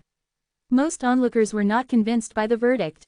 The vast majority of warriors present were at the Illuminating Soul Realm, with their grades ranging from 7 to 9. They had come to join in the fun of the pre-qualifying match. At the same time, they also wanted to see the strength of other warriors to estimate whether they could defeat them, and to gauge their chances of qualifying. To their disappointment, even being on the 8th or 9th grade of the illuminating soul realm seemed a bit weak, especially in competition against those who had reached the consummation. Not all the warriors were from large families. Many independent warriors, or those who were from minor sects, had very little money in their pockets. But a number of them carried a supreme life vitality crystal, which they were reluctant to give to the old examiner. After all, the passing rate was too low. It was very difficult for the warriors at the illuminating soul realm to earn a supreme crystal, so they didn't want to take a risk. It was very likely they would lose their crystals and never get anything back. A fellow at the 3rd grade of the illuminating soul realm had somehow appeared among these people. The power of thunder and lightning in his weak punch was low, but due to this very punch, the magnetic stone's color had changed for a total of 5 minutes. It was hard for them to believe what their eyes showed them, so they began to wonder if the stone had broken. Who could this young man be? It was Zen. Whether he passed or not had nothing to do with these warriors. Still, when the old man announced Zen's passing, they were jealous enough to complain. Why and how did he pass? If he passes, all of us pass. The World Commercial Alliance has lost all of its credibility. This is obviously cheating. What are they even thinking? It is impossible for a guy at the 3rd grade of the illuminating soul realm to pass the pre-qualifying match. He is sure to die at the martial arts contest. As the warriors complained and whined, the old man rebuked, his cold face frowning with displeasure. "Shut up," he said. The warriors' ears buzzed at the sound of his voice. The look he gave was so cold that it could have turned water into ice. It only made sense for them to quiet down sensibly. The old man's eyes scanned the place as he tried to hide a deep sense of contempt. How stupid these people are, he thought. Zen's power of thunder and lightning was indeed very weak, but it was incomparably pure. It also seemed to contain very strong power of thunder law. Warriors, don't forget that I have the final say. If I say he passes, he does. If you can perform the same way, then do it, said the old man in a frigid voice, not bothering to give any explanation. He then turned to Zen, and asked with a pleasant smile on his face, "What's your name, young one?" "Zen Luo," Zen answered in his usual deadpan voice. "Zen Luo," the old man repeated the name, wrote it down on a nameplate with his brush, and handed it to him. Zen didn't stay any longer. He had signed up and could attend the pre-qualifying match. Taking the nameplate, he took his leave. As soon as he left, a bunch of warriors rushed up to the old man and gave away their hard-earned supreme crystals. They thought the World Commercial Alliance had either done something to the magnetic stone or that the stone itself had just behaved wrongly.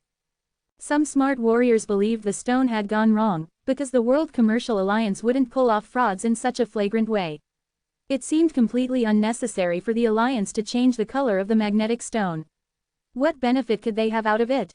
The old man hadn't even imagined that the income at the registration table would soar so highly after Zen's passing of the examination. More and more warriors lined to sign up, presenting their supreme crystals willingly, hoping they could pass the examination too. Before Zen passed the test, they were all hesitating as they weren't confident in their own strength and abilities. Without confidence, how could they pass?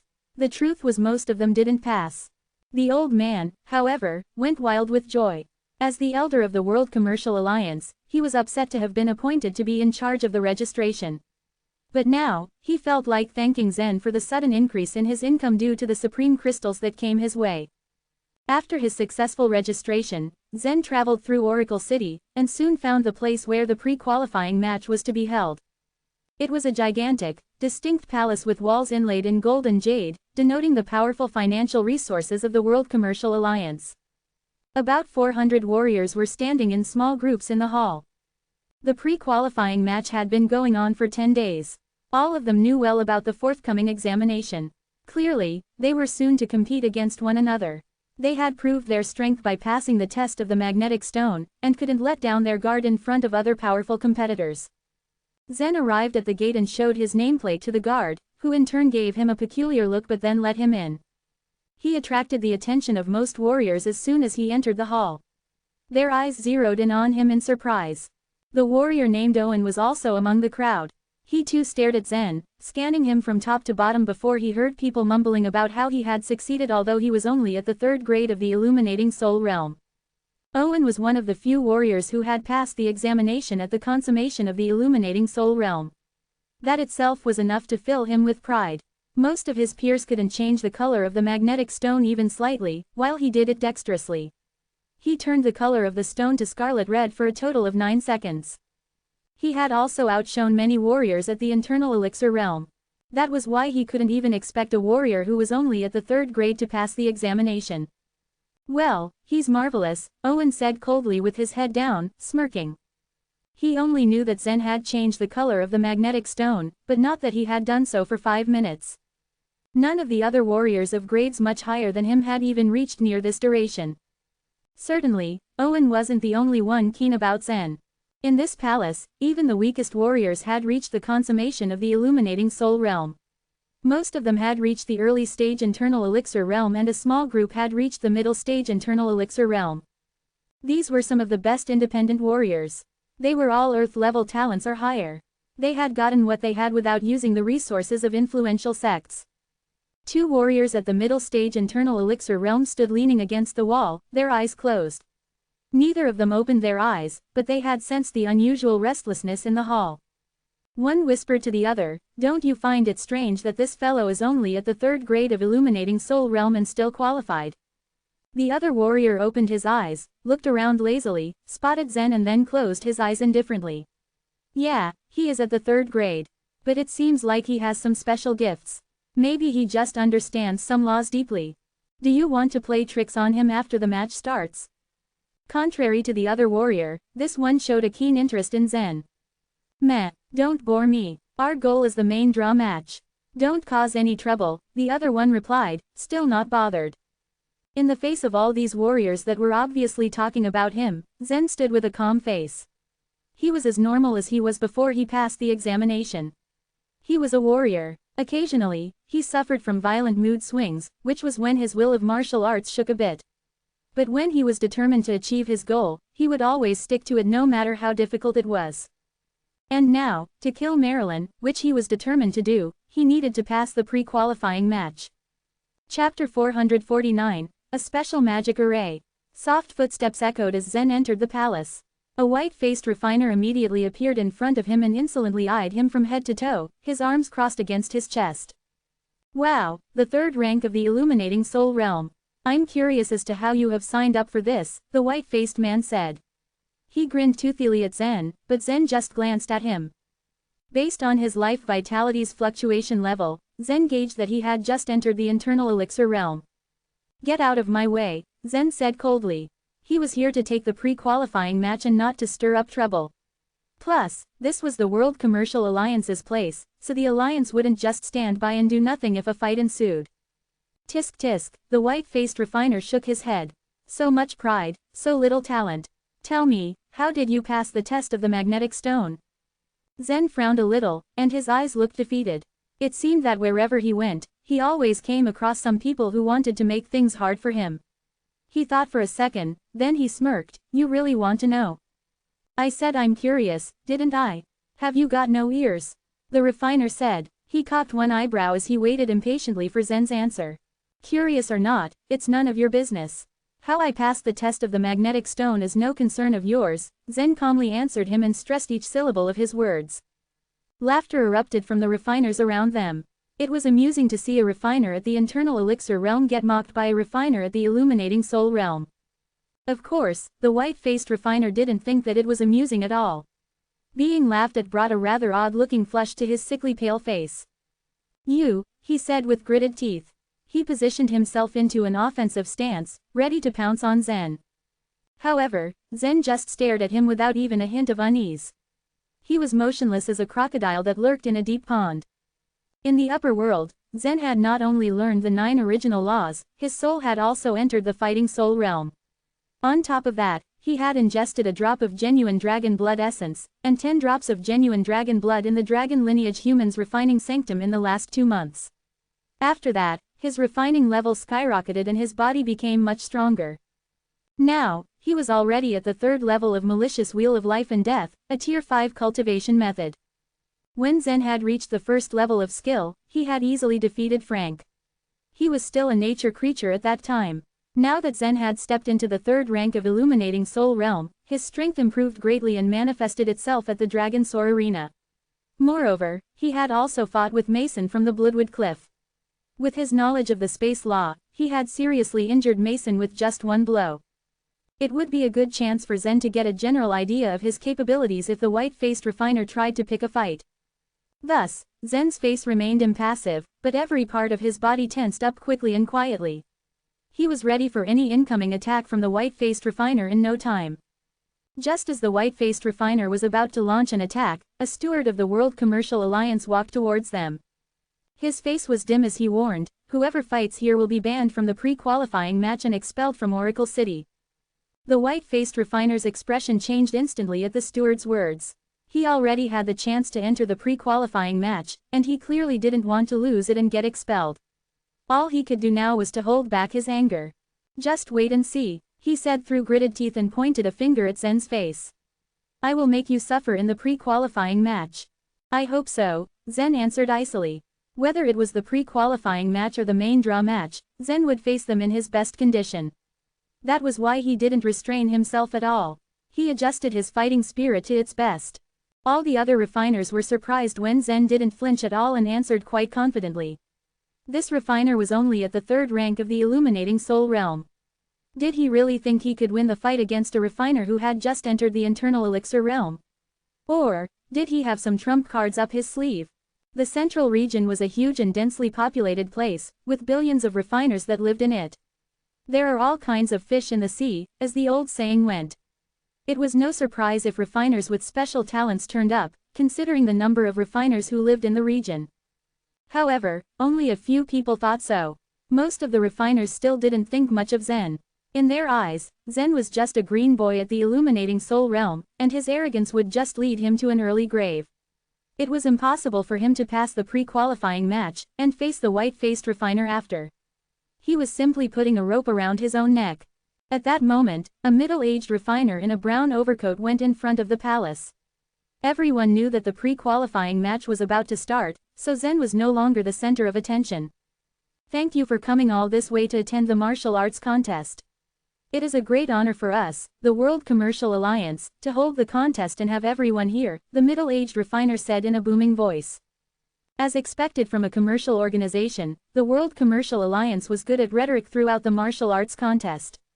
It was why it had won over many outstanding refiners, among which were independent refiners who were even just as good as some leaders of the fourth-grade sects. "Congratulations on your successful registration. Now it's time for the pre-qualifying match. After this, 3 people will be selected to enter the main draw match," the middle-aged refiner announced. "Only 3 places for the main draw match. This is going to be very tricky. 3 out of several hundred people. A long shot for everyone. Ha, I will be one of the 3 people." When everyone heard that only 3 people would get into the main draw match, they began to chatter all at once. Their discussion gave away their mindsets and warrior spirits. It also separated the lions from the sheep. Some refiners were worried about how they hardly stood out, and some were confident about winning. Others silently calculated their chances. All their expressions varied from being expectant, cautious, prudent, and anxious. If anyone noticed Zen's face at that moment, they would find that his eyes were ignited by the persistent belief of winning. The pre-qualifying match was held every day before the main draw match started. It meant that each day, 3 people were selected for the main draw match. If Zen couldn't get to first place in the pre-qualifying match, he might as well quit the main draw match. After all, his goal was to kill Marilyn C. Marilyn was already in the middle of the internal elixir realm. She also had the purple power body like Yan, and had been cultivated by Eddie. It wasn't hard to figure out how dangerous this enemy would be. So, this was just the first step. "And here are the rules of the pre-qualifying match." The middle-aged refiner began to talk about the rules of the pre-qualifying match in a clear, loud voice. The 400 refiners in the area also quieted down and listened carefully to the rules. There was a match in the pre-qualifying match, but instead of simply being a match, it was also a test. To be more precise, it was an enormous magic array the World Commercial Alliance set up. This magic array could top all the other arrays that Zen had ever seen. The one he had seen in the Cloud sect was like a kid's toy compared to this magic array. The middle-aged refiner spent half of his time elaborating on the rules, then took a step aside. Then, he uncovered the curtain that hung over the palace wall with a single wave. "Now that you all know the rules, it's time to get into the magic array. The middle-aged refiner added with a smile, "Good luck to you all." Behind the curtain was a big black shadow, which was the entrance of this huge magic array. The participants of the pre-qualifying match formed a line in front of the entrance and disappeared into it one by one. Zen was the last to arrive, so he was the last in line. The middle-aged refiner had seen Zen before he entered and was surprised at his refining level. However, he smiled at Zen and said, "Good luck to you." "Thank you," Zen said calmly, then entered the magic array. The middle-aged refiner rubbed the bridge of his nose.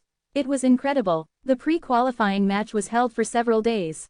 Even refiners at the peak of the illuminating soul realm were rare in the pre-qualifying match, but here was a refiner at the third rank of the illuminating soul realm. However, the middle-aged refiner sensed Zen's confidence. Did he really think that he could get into the main draw match? After Zen entered the magic array, he found himself in the middle of a vast white space. Little by little, the outline of the surrounding scenery revealed itself. On the lush grassland was a pagoda, which was as tall as 3 people. 2 words which read, Zen Luo, were inscribed on it. An archer with a long bow stood on the pagoda. "What an interesting magic array," Zen said as a smile crossed his face. Chapter 450, Defending the Pagoda.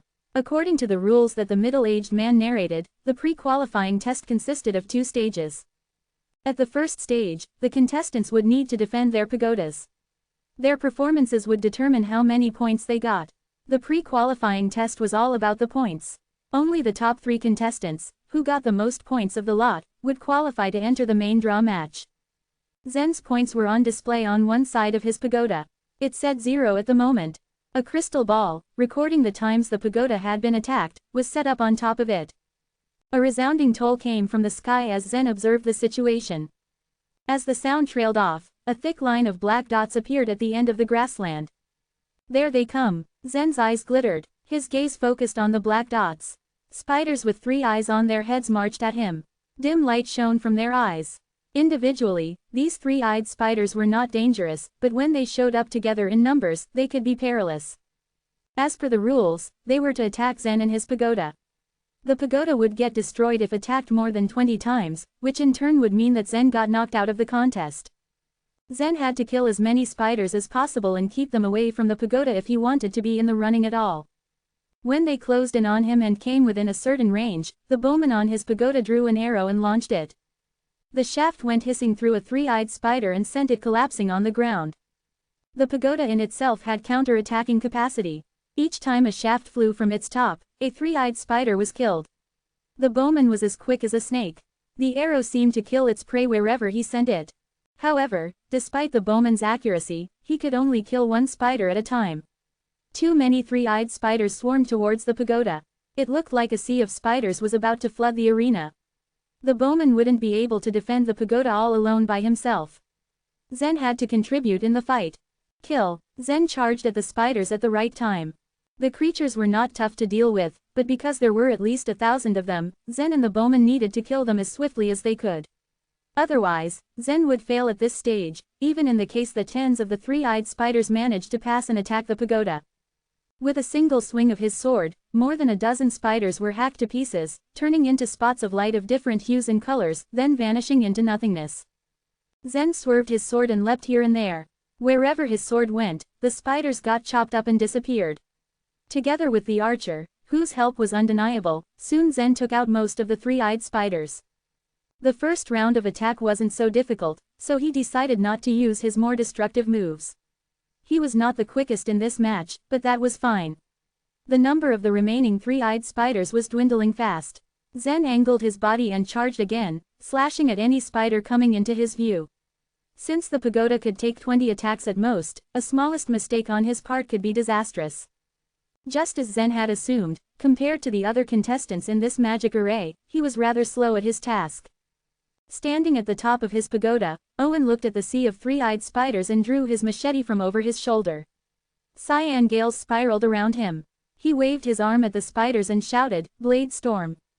Centering around him, the gales spread out in all directions and turned into half-moon-shaped blades, cutting the spiders to pieces on their way. The pale-faced man, who had provoked Zen just a moment ago, was now swaying like a phantom.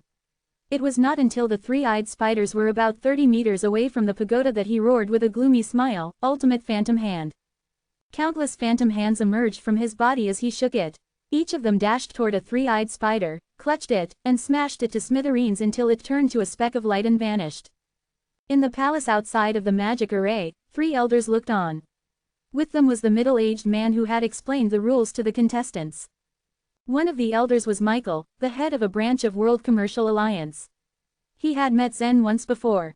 This martial arts contest was the grandest event of World Commercial Alliance. Michael himself had been sent over from Cloudy City to supervise the event. The 400 contestants being examined today seemed stronger than those from yesterday. The first contestant to finish the task used up only 9 seconds or so. Even the slowest one used a mere 5 minutes, the middle-aged man said. The large picture slab before him caught his eyes. Almost as huge as a wall of the palace, it not only displayed what was happening inside the magic array, but also recorded how many times each pagoda had been attacked. In the first round, all the contestants had defended their pagodas well. None of the pagodas was attacked by the spiders, so the original number, 20, beside each contestant's name remained unchanged on the picture slab. Michael nodded. Indeed, it seems the competition is quite fierce today. His eyes shifted to the contestants who were the slowest to kill the three-eyed spiders. When he saw Zen's name on the picture slab, his eyebrows raised in 2 arcs. "Show me the images of this person," he said to the middle-aged man. The latter wondered why Michael was interested in the teenager named Zen. Operating on the picture slab, he remarked, "This boy is strange. His strength is only at the 3rd grade of the illuminating soul realm, but to everyone's surprise, he managed to pass the entrance examination. However, he doesn't stand out among the contestants. He was the last to finish the first task. It's him." As Michael saw Zen's face on the picture slab, his face broke into a delighted smile. "Him? Who is he?" asked the middle-aged man.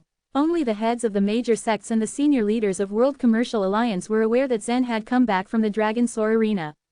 The middle-aged man knew nothing of it. "This young lad is the runic expert who performed the perfect brushwork. He's a member of Cloud Hall," Michael replied with a smile. "The runic expert who can do perfect brushwork. And a member of Cloud Hall. This boy, have you taken the boy for somebody else?" the middle-aged man asked, and then his mouth twisted into a pout. Working for World Commercial Alliance, he knew how important a runic expert was. Moreover, he could do the perfect brushwork. If he really is who Michael says he is, why did he sign up for the martial arts contest? Besides, as the peak of all 4th-tier sects, Cloud Hall holds a few places for the main draw match, so its disciples don't have to compete against the 3rd-tier sects and independent warriors to pass the pre-qualifying test and enter the main draw match. In addition, runic experts ordinarily don't even know how to fight, so why is he here? Doubts flew to the middle-aged man's mind one after another. "I know him. It is him," Michael confirmed. "Alas, I don't know why he took part in the martial arts contest either. No wonder he was so slow in the first round. It took him 5 minutes to exterminate the spiders. I'm afraid he won't make it to the 5th round after all." "The 5th?" Michael shook his head and smiled. "He is supposed to make it to the 10th round. Another elder grinned at this. "Elder Mo, I think you think too highly of this young man. The 7th round is the beast attack. I assume the boy will only make it to the 6th or 7th round at most. He's likely to fail in the 6th round. The elders knew the magic array like the back of their hands. It wasn't easy to defend the pagoda. As the levels progressed, the beasts too successively got stronger. The first rounds were relatively easy, but after the 5th round, every task got at least twice as difficult as the last one. Although the elders disagreed with each other about which stage Zen was likely to fail at, they all agreed that he wouldn't pass the examination. After all, it was common knowledge that runic experts weren't strong. And Zen was only at the 3rd grade of the illuminating soul realm. About a dozen martial arts practitioners, who were at the ultimate level of the illuminating soul realm, had passed the entrance exam already. This time, all the contestants who had passed the pre-qualifying test and who also ranked among the top 3 were at high grades of the internal elixir realm. So much weaker than them, how could Zen pass? Chapter 451, Reinforcing the Pagoda. The members of the World Commercial Alliance didn't underestimate Zen. After all, this magic array wasn't designed for the warriors at the illuminating soul realm like Zen, nor for those who already reached the peak of the illuminating soul realm. In fact, the massive magic array was particularly designed for the warriors at the internal elixir realm. There weren't many warriors at the peak of the illuminating soul realm that were permitted to enter it. However, they were able to make it to the 6th or 7th wave of attacks before their pagodas were destroyed. Let's see. Anyway, it's amazing that a runic expert could pass the registration examination by simply changing the color of the magnetic stone, Michael said with surprise, shaking his head. Although he admired Zen's rune accomplishments, the magic array hadn't tested the rune level. However, it did test the strength of the warriors. Actually, I'm also curious about how this guy passed the registration examination, said the middle-aged warrior with a smile. Zen's cultivation was far too low to be noticeable. He was a warrior at the 3rd grade of the illuminating soul realm and attracted the gaze of other warriors at the internal elixir realm. The middle-aged warrior continued, I have already sent someone to ask Xiao to bring the records of the examination today. I don't even know whether he's on his way here. While they were talking, an old man arrived. The man standing at the gate was Xiao, whom the middle-aged warrior had mentioned before. He was exactly the examiner with the mustache, who was in charge of the registration. Michael greeted Xiao with a broad smile on his face. Hello, Xiao. You've arrived at the perfect moment, as we were just talking about you. Xiao nodded. His eyes had already shifted to the huge picture slab. He then asked, what's the result of the warrior, Zen Luo, in the magic array? What he said confused Michael and the middle-aged warrior a lot. Michael asked, why do you want to know his result?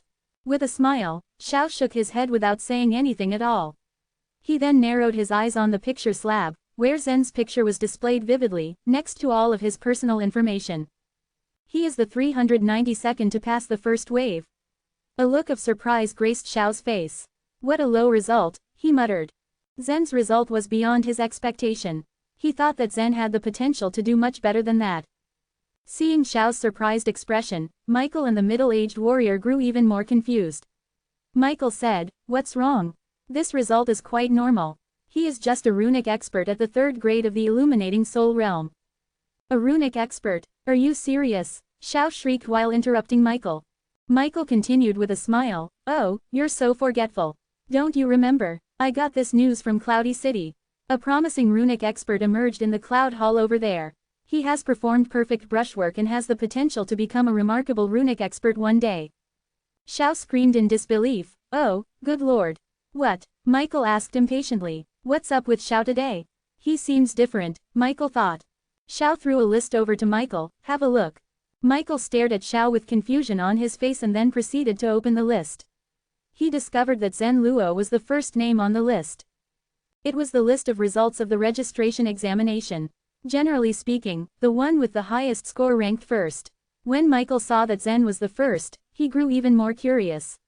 He then moved his eyes and saw Zen's result, which was 5 minutes. Hey, Michael had a really bad cough. What, 5 minutes? Xiao, did you make a mistake? What was the magnetic stone? Excavated from a magnetic mountain, located in the depths of the chaotic ocean of stars, it seemed very strange. It was not gold or iron and nothing could destroy it.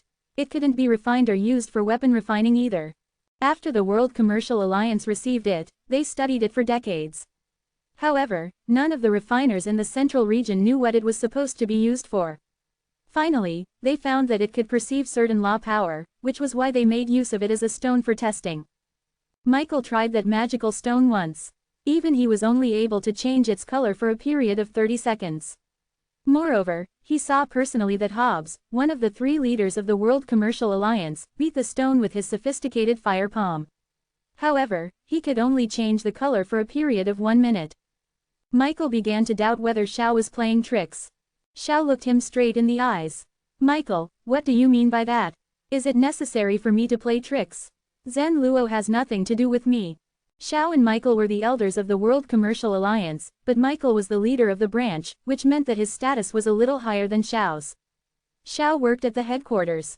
Even though he was marginalized in recent years, he didn't need to care about Michael's feelings. Well, Michael was somewhat embarrassed.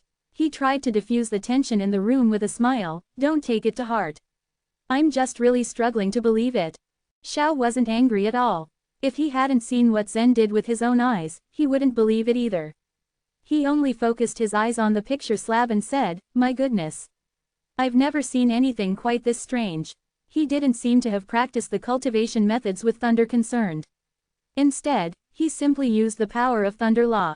I've never seen such a pure power of thunder law before. Shao couldn't figure out the reason. If a warrior was proficient in the power of some kind of original law, he would certainly practice the cultivation method concerning that power. For example, Shao was proficient in the power of wind law, which was why he practiced it, so that he could get the most out of it. It was something that all of the clever warriors did. However, since Zen was so proficient in the thunder law, why didn't he practice its related cultivation methods? What Shao said shocked the elders of the World Commercial Alliance and the middle-aged warrior. If Zen really did that, he surely wasted God's gifts. However, they were oblivious and didn't know that Zen was proficient in more than just the thunder law. As a matter of fact, he had grasped the power of 9 kinds of original laws but only managed to use the power of the thunder law on the magnetic stone. Even so, it doesn't mean that he could pass the pre-qualifying match and get a place in the main draw match, said the middle-aged warrior, shaking his head. Michael also maintained his own view. Indeed, even though he has already acquired a substantial amount of power of the thunder law, his cultivation is far too low. Shao touched his mustache and replied, I think Zen Luo is qualified to enter the main draw match. Michael, let's make a bet. Michael laughed. He didn't say anything. He obviously didn't accept the bet. While they were talking, the second wave of attacks commenced in the magic array. Zen was still studying the points beside his pagoda. He was surprised at the ingenuity of the magic array. After he killed the 3-eyed spiders, he got a total of 1,000 points. He didn't count the number of spiders in the fight. It seemed that he had killed exactly 1,000 spiders, resulting in one spider offering 1 point. These points were the key to getting 3 places. Most importantly, they could even be used to reinforce the pagoda. The middle-aged warrior had also mentioned this rule before. With waves of attacks, the beasts in the magic array would become so strong that warriors wouldn't be able to kill them by themselves. So, that was why they had to make the best use of their points. With the upgrading of the pagoda, its strength would improve and help the guardians. 1,000 points for reinforcement. Zen placed all his points into the pagoda without the slightest hesitation. Instantly, his points recorded next to the pagoda returned to 0. At the same time, the pagoda was shrouded by a red light. Soon, the red light dissipated, allowing for a new pagoda to appear. The reinforced pagoda had risen 1 meter in height. The edge of the pagoda was inlaid with a golden pattern, which made it even stronger. Moreover, there was one more bowman on the pagoda, which meant that there were a total of 2 bowmen. How much could this pagoda possibly be reinforced with more points? While Zen was looking up at his pagoda, a bell rang out in the sky. The second wave of attack was about to begin. Chapter 452, What just happened here? Zen leapt to his feet and stood at the top of the pagoda. From where he was standing, he could see the horizons unfold before him. It was a breathtaking view to see. However, when he turned his eyes to the end of the grassland, he saw something strange. As he looked carefully, he realized that it was a group of ogres running violently towards him. The ogres were wearing silver armor with one shoulder exposed. Each ogre was holding a spear in each hand. They marched towards Zen in formation. They planned to use spears to launch long attacks. Zen was rather impressed than worried. He raised his brows, and then rushed towards his enemy without any hesitation. The ogres ran surprisingly fast. If these ogres got any nearer to Zen's pagoda, they could just throw their spears simultaneously and destroy the pagoda. So, Zen was left with no choice but to launch an attack and kill them all before they could get any nearer. Zap! The 2 bowmen on the pagoda covered Zen and killed 2 ogres with their arrows. Meanwhile, Zen rushed to the ogres and was about to launch an attack, but something unexpected happened. The ogres roared at that time. Brouhaha! It was so loud that anyone within a mile radius could break their eardrums. After the roar, the ogres' eyes turned crimson red. Then, they raised their spears and started to attack Zen. What the heck? So, now they can attack on their own. Zen initially thought that the ogres were only after his pagoda, but it turned out that they were also after him. He wasn't prepared but quickly dodged them. He flashed through the rain of spears, brandishing his blood-drinking sword to return the favor. The ogres were far stronger than the 3-eyed spiders. They were also different in some ways. The 3-eyed spiders only targeted Zen's pagoda and didn't launch a direct attack on him. The ogres, on the other hand, were actively attacking Zen while running at top speed. Fortunately, the number of ogres was smaller than that of the 3-eyed spiders. Charge! While he was avoiding the spears, he was swinging his sword at the ogres, cutting their throats. He could cut 4 ogres' throats with just one swing. Zen could have killed these ogres instantly, but he chose not to. He had a new insight about the minimalist way when he practiced in the upper world. It was a set of basic swordsmanship which he thought could still be further simplified. Right now, Zen still didn't know the limits of minimalist ways. So, he had no idea how far the set of basic swordsmanship could be further simplified and what further changes could be made. With his little understanding of the minimalist ways, he needed a lot of practice before he could make breakthroughs. So, he was forced to use the basic swordsmanship to kill these ogres, although it was quite inefficient. While he was on it, he suddenly realized something about the minimalist ways. During the first stage of the pre-qualifying match, Zen had no intention to exert so much effort. Given that this was only the second wave of attack, there was no need for him to fight hard. Zen didn't mind if he was taking too long to kill those ogres than any other practitioners. The ogres were scattered everywhere in the grassland. In the first stage, Zen had it easy because nothing gave him a problem. Kill. Zen had quite improved in handling ogres. When he first took the blooded test, he was chased all the way by an ogre and could do nothing about it. But now, he could kill these well-equipped ogres one after the other like getting in the wheat. Soon enough, he was able to kill almost all the ogres. As soon as he killed all the ogres, he looked back with a surprised expression in his face. Unexpectedly, there were still 2 ogres left. The 2 ogres with red eyes rushed towards the pagoda as they waved the spears in their hands. They were fast and getting much closer to the pagoda. Shoot! The pagoda could only endure 20 attacks before it collapsed. The 2 ogres had 4 spears and could attack at the same time, which meant that they could damage the pagoda 4 times in one shot. This was only the second wave of attack from the magic array, so if the pagoda was attacked 4 times now, Zen might find it difficult to endure the next attack. Zen was starting to get worried when suddenly, 2 sharp arrows pierced through the hearts of the ogres and they fell to the ground. That was close. Just now, Zen was somewhat careless. He was focused on perfecting his basic swordsmanship and had hoped to make new breakthroughs in a minimalist way. With that, he almost let the 2 ogres slip through the net. Luckily, the 2 ogres were shot dead by the 2 bowmen on his pagoda. It was thanks to the upgrade he did on his pagoda from the last round that the pagoda remained intact. Meanwhile, in the palace, Michael, Xiao, and the middle-aged warrior just shook their heads when they witnessed Zen's performance. They were quite disappointed but glad to see Zen holding up somehow. In the second wave of attack, the ogres weren't that strong. As you can see, none of the 400 warriors were attacked. However, Zen's pagoda got almost attacked by the 2 ogres. Luckily, he managed to stop that with the help of his 2 bowmen. I have to say that this may affect his performance, said Michael emotionlessly. The middle-aged warrior echoed, "You're right. If he's having trouble dealing with the second wave, I am afraid he will not be able to handle the black turtles in the third wave. We all know that the defense of black turtles is well organized. If he can manage that, I bet the best he can make is the 4th wave." Xiao was a bit more confused. He then said, "I know he has learned the power of the Thunder Law, but why didn't he use it? Why did he keep using his sword? Zen could have killed the ogres at an extremely fast speed without even using a trick. But compared with others, he was still slower. Others could kill all the ogres with one swing, while Zen chose to do it one by one. This confused Xiao. He knew Zen could have defeated all these ogres faster than anyone else. But to his surprise, he didn't.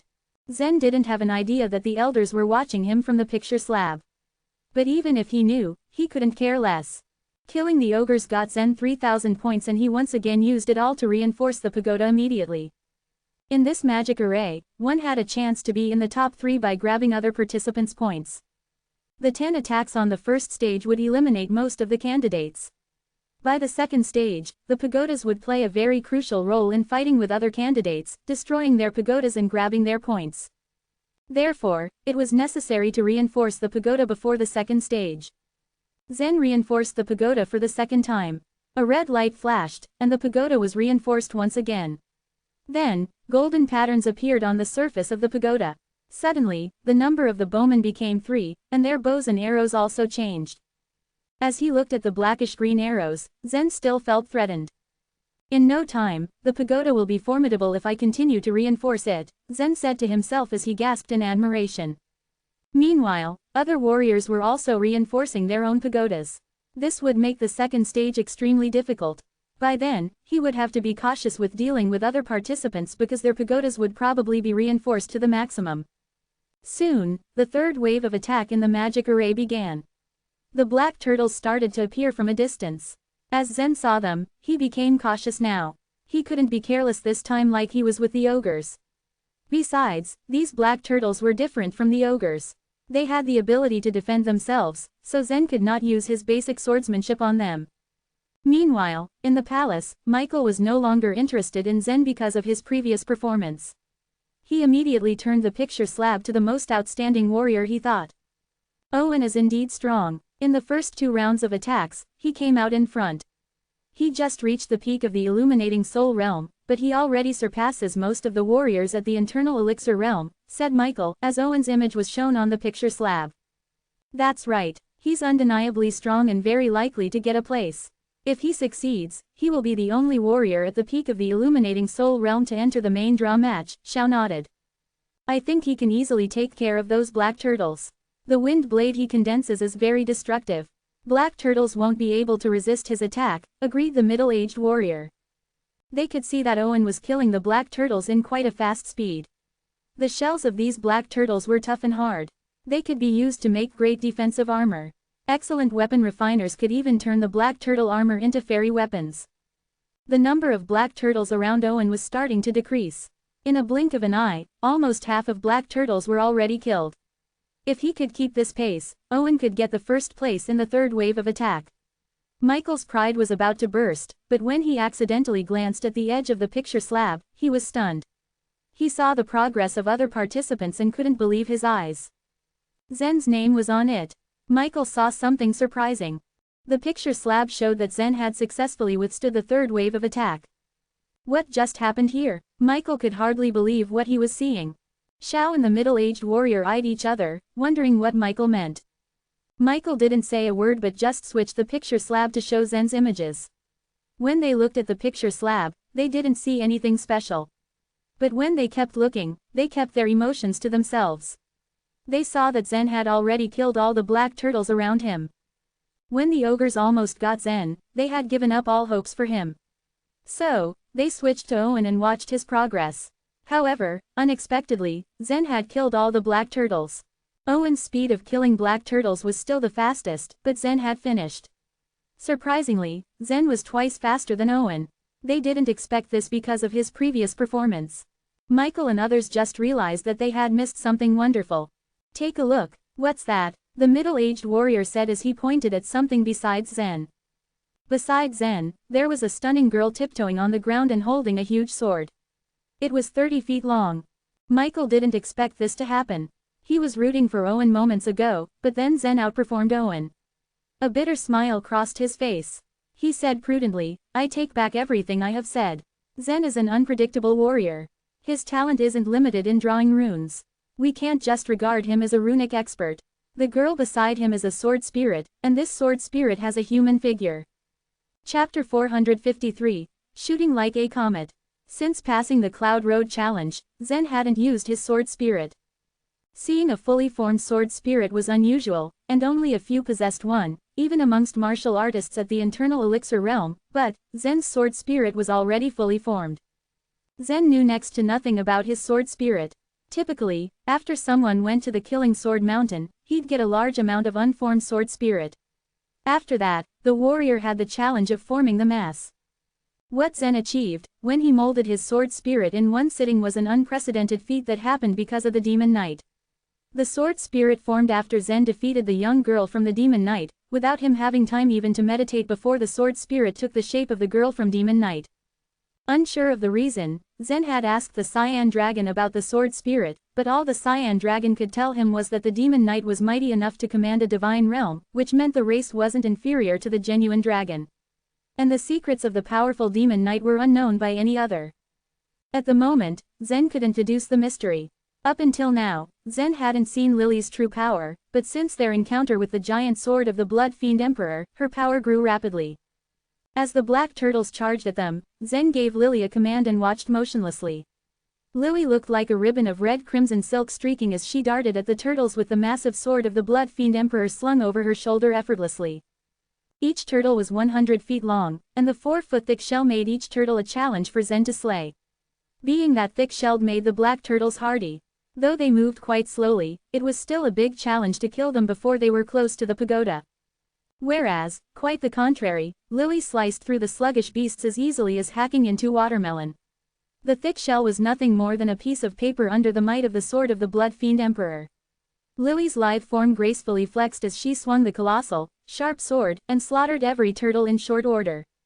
After completing the task she was ordered to do, Lily stood expressionlessly and still, looking like a gorgeous, carved puppet. As he sat quietly on the pagoda, Zen issued a command mentally. In response to Zen's summons, Lily instantly turned into a red shadow and returned to the pagoda. Confused, the middle-aged martial artist's eyes widened as he stared at Lily's slender figure, and said, "Zen's sword spirit is extraordinary." Extraordinary. How so? Although Xiao and Michael were at the virtual tribulation realm and were both quite powerful, more powerful than the middle-aged martial artist, they didn't know more than it was a sword spirit, since neither of them wielded a sword. The middle-aged martial artist reached into his space ring and pulled out a long, high-level fairy weapon sword, and gently swung it. A slightly taller, resolute-looking figure, dressed entirely in black appeared next to him holding two swords, one ebony and the other white.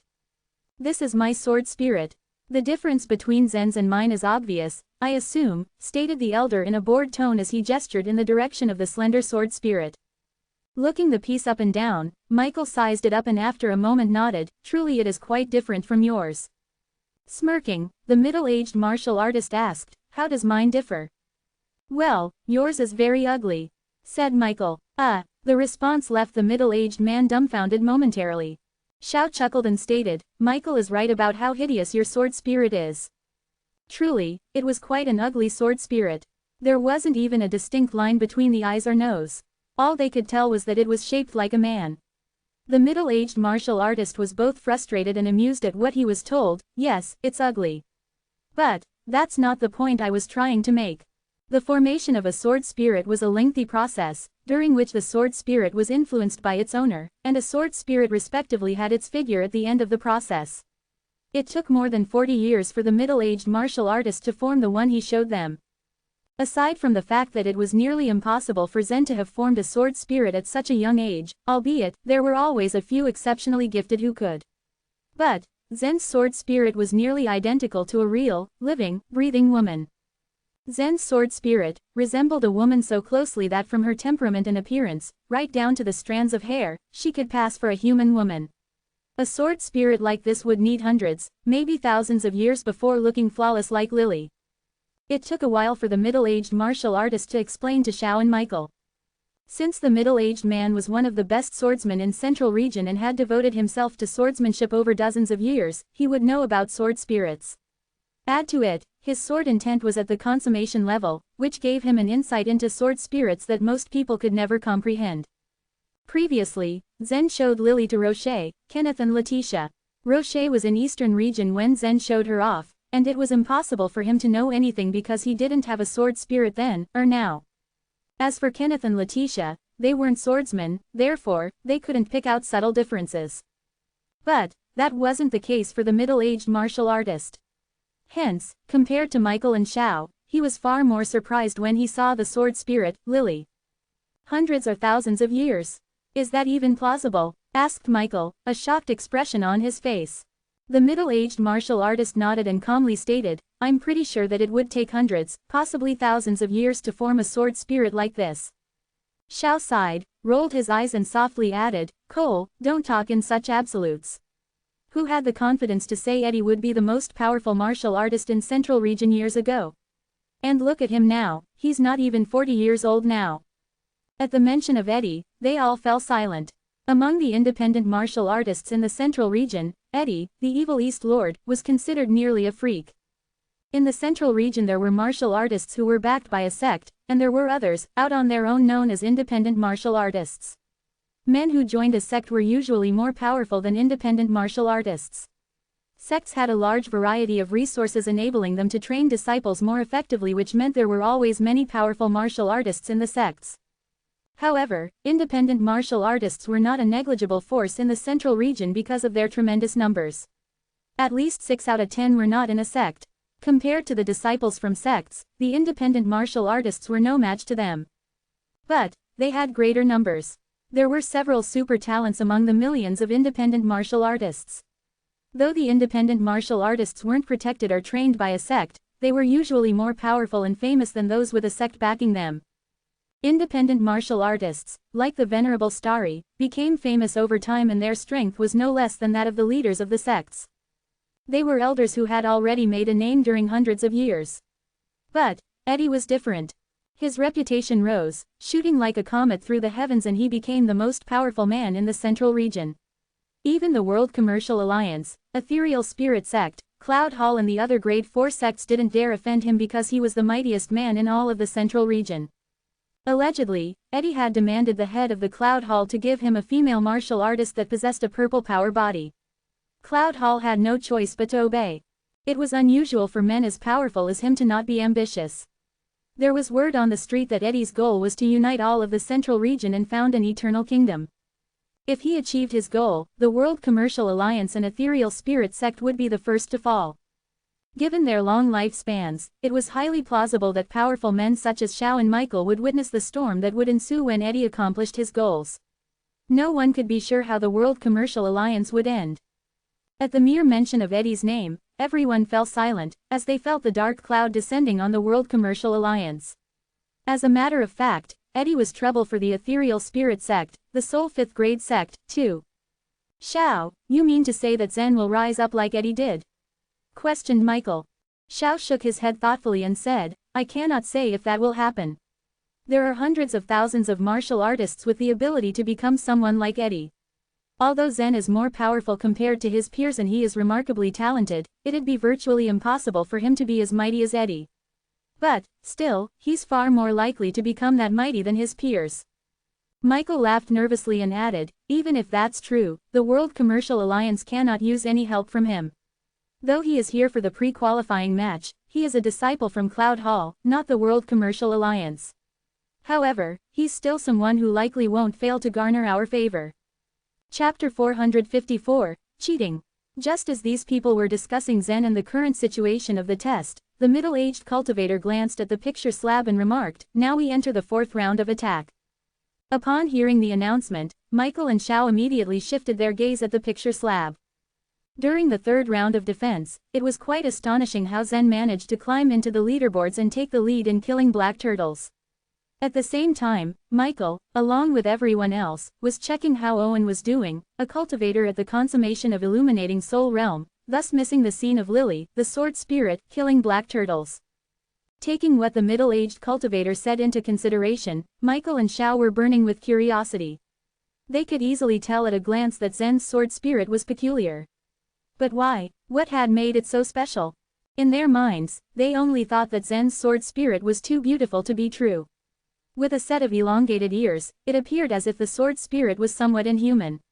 No one had any clue as to which race it could be classified into because it had been gifted with such a flawless physique and quality. The attacks in the magic array were steadily becoming much more vicious.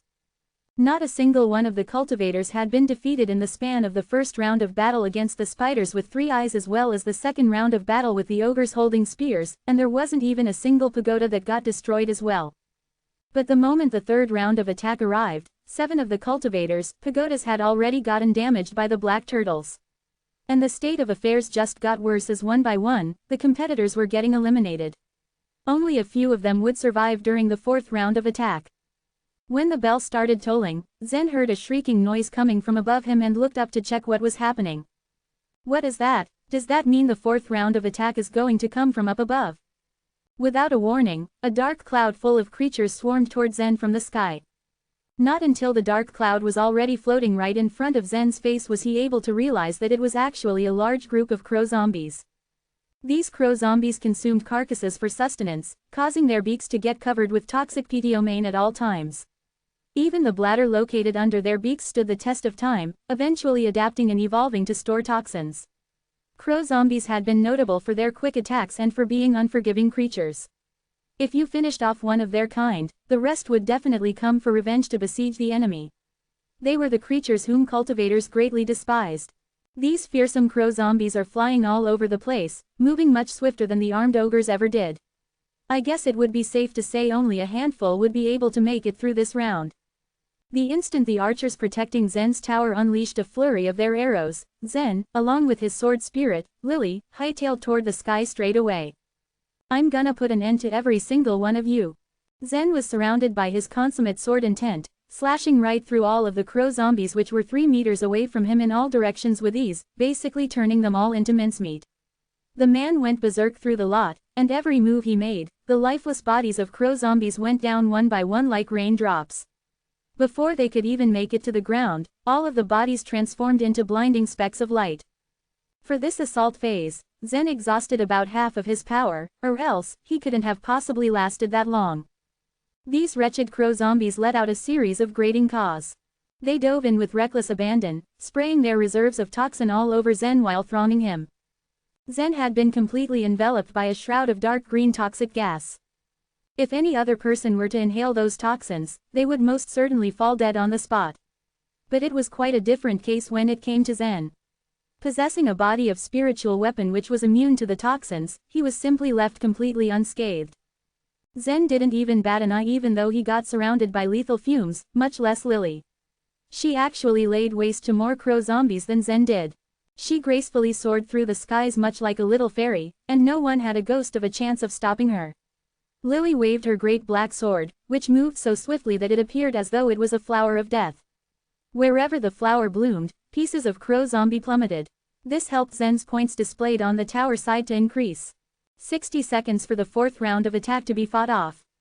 Zen reckoned how much time they had spent fighting and shifted his gaze into the distance. Zen flew over to finish off those crow zombies and looked even farther. The grassland, which had been constructed using magic array, was uneven and a bit bumpy. Zen peered at a distance and made out the figure of one cultivator killing crow zombies in another grassland.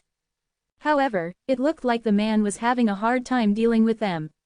Those vile creatures flocked him from all sides and spewed out huge amounts of toxic gas, causing the pitiful man to keel over out of fear. Zen examined the state of his own tower. Given that he had already cleared out the group of crow zombies which had been roaming around it, he was positive that the tower wouldn't be in any real danger, at least until the next round of attack arrived. The rules stated that the more crow zombies you defeated, the more points you were going to receive. But did it say anything regarding killing off the other participants' crow zombies? Zen giggled in excitement and hurriedly moved over to another area. Realizing what Zen must have been planning, Michael, Xiao, and the middle-aged man were at such a loss for words. That guy right there, what is he thinking? Michael then turned to look at the picture slab.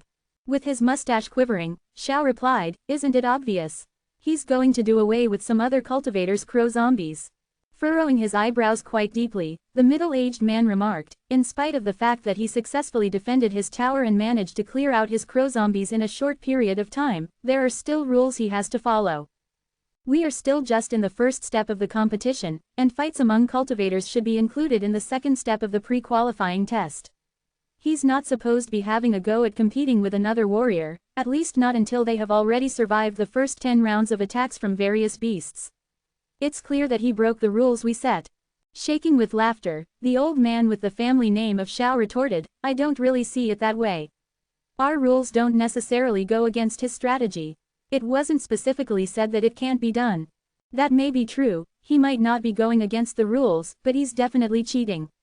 The middle-aged man, to all intents and purposes, wasn't fond of Zen's actions.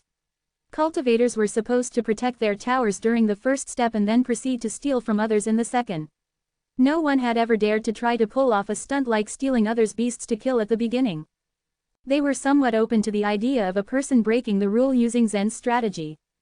However, in its entirety, no one had ever managed to kill all of the beasts assigned to them during the first step, let alone steal from other participants. After all, it wouldn't be a great idea to leave their own towers unprotected as someone could grab that window of opportunity to siege it. It wouldn't be that hard to come up with such a strategy, as many warriors had really considered doing it. But no one actually put it into practice until now. It was just the first time someone managed to really pull it off. Zen was the first guy, and currently the only one as well. That wouldn't necessarily count as cheating. Your rules have a few loopholes. And Zen just happened to be good at finding one and exploited it. You shouldn't be blaming him for anything at all. Has any other participant ever attempted to do something like that?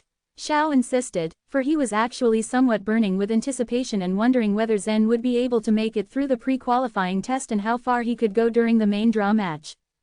If you say so. The middle-aged cultivator didn't bother arguing anymore because of the way Xiao saw things made enough sense. But he was just so anxious about what might happen if they didn't put an end to his antics soon. The cultivator, whose tower was located right next to Zen's, was desperately trying to do all he could just to survive inside the blanket of toxic fumes. The gas should be avoided at all costs.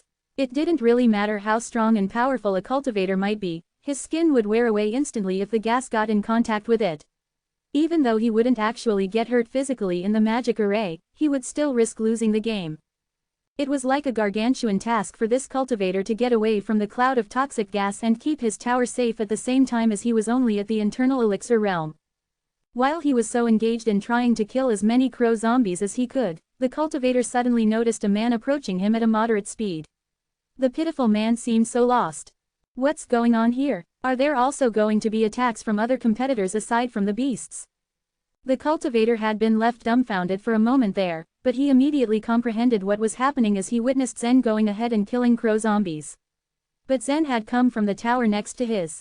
The rule was made clear: you had to acquire as many points as possible to make it through the test of the magic array. Meaning to say, points were crucial to each of them. In the span of the first 10 rounds of attacks, all of the participants were tasked to protect his or her tower while annihilating those foul beasts. So, all the survivors basically had the opportunity to receive the same number of points at the end if they managed to clear their designated areas.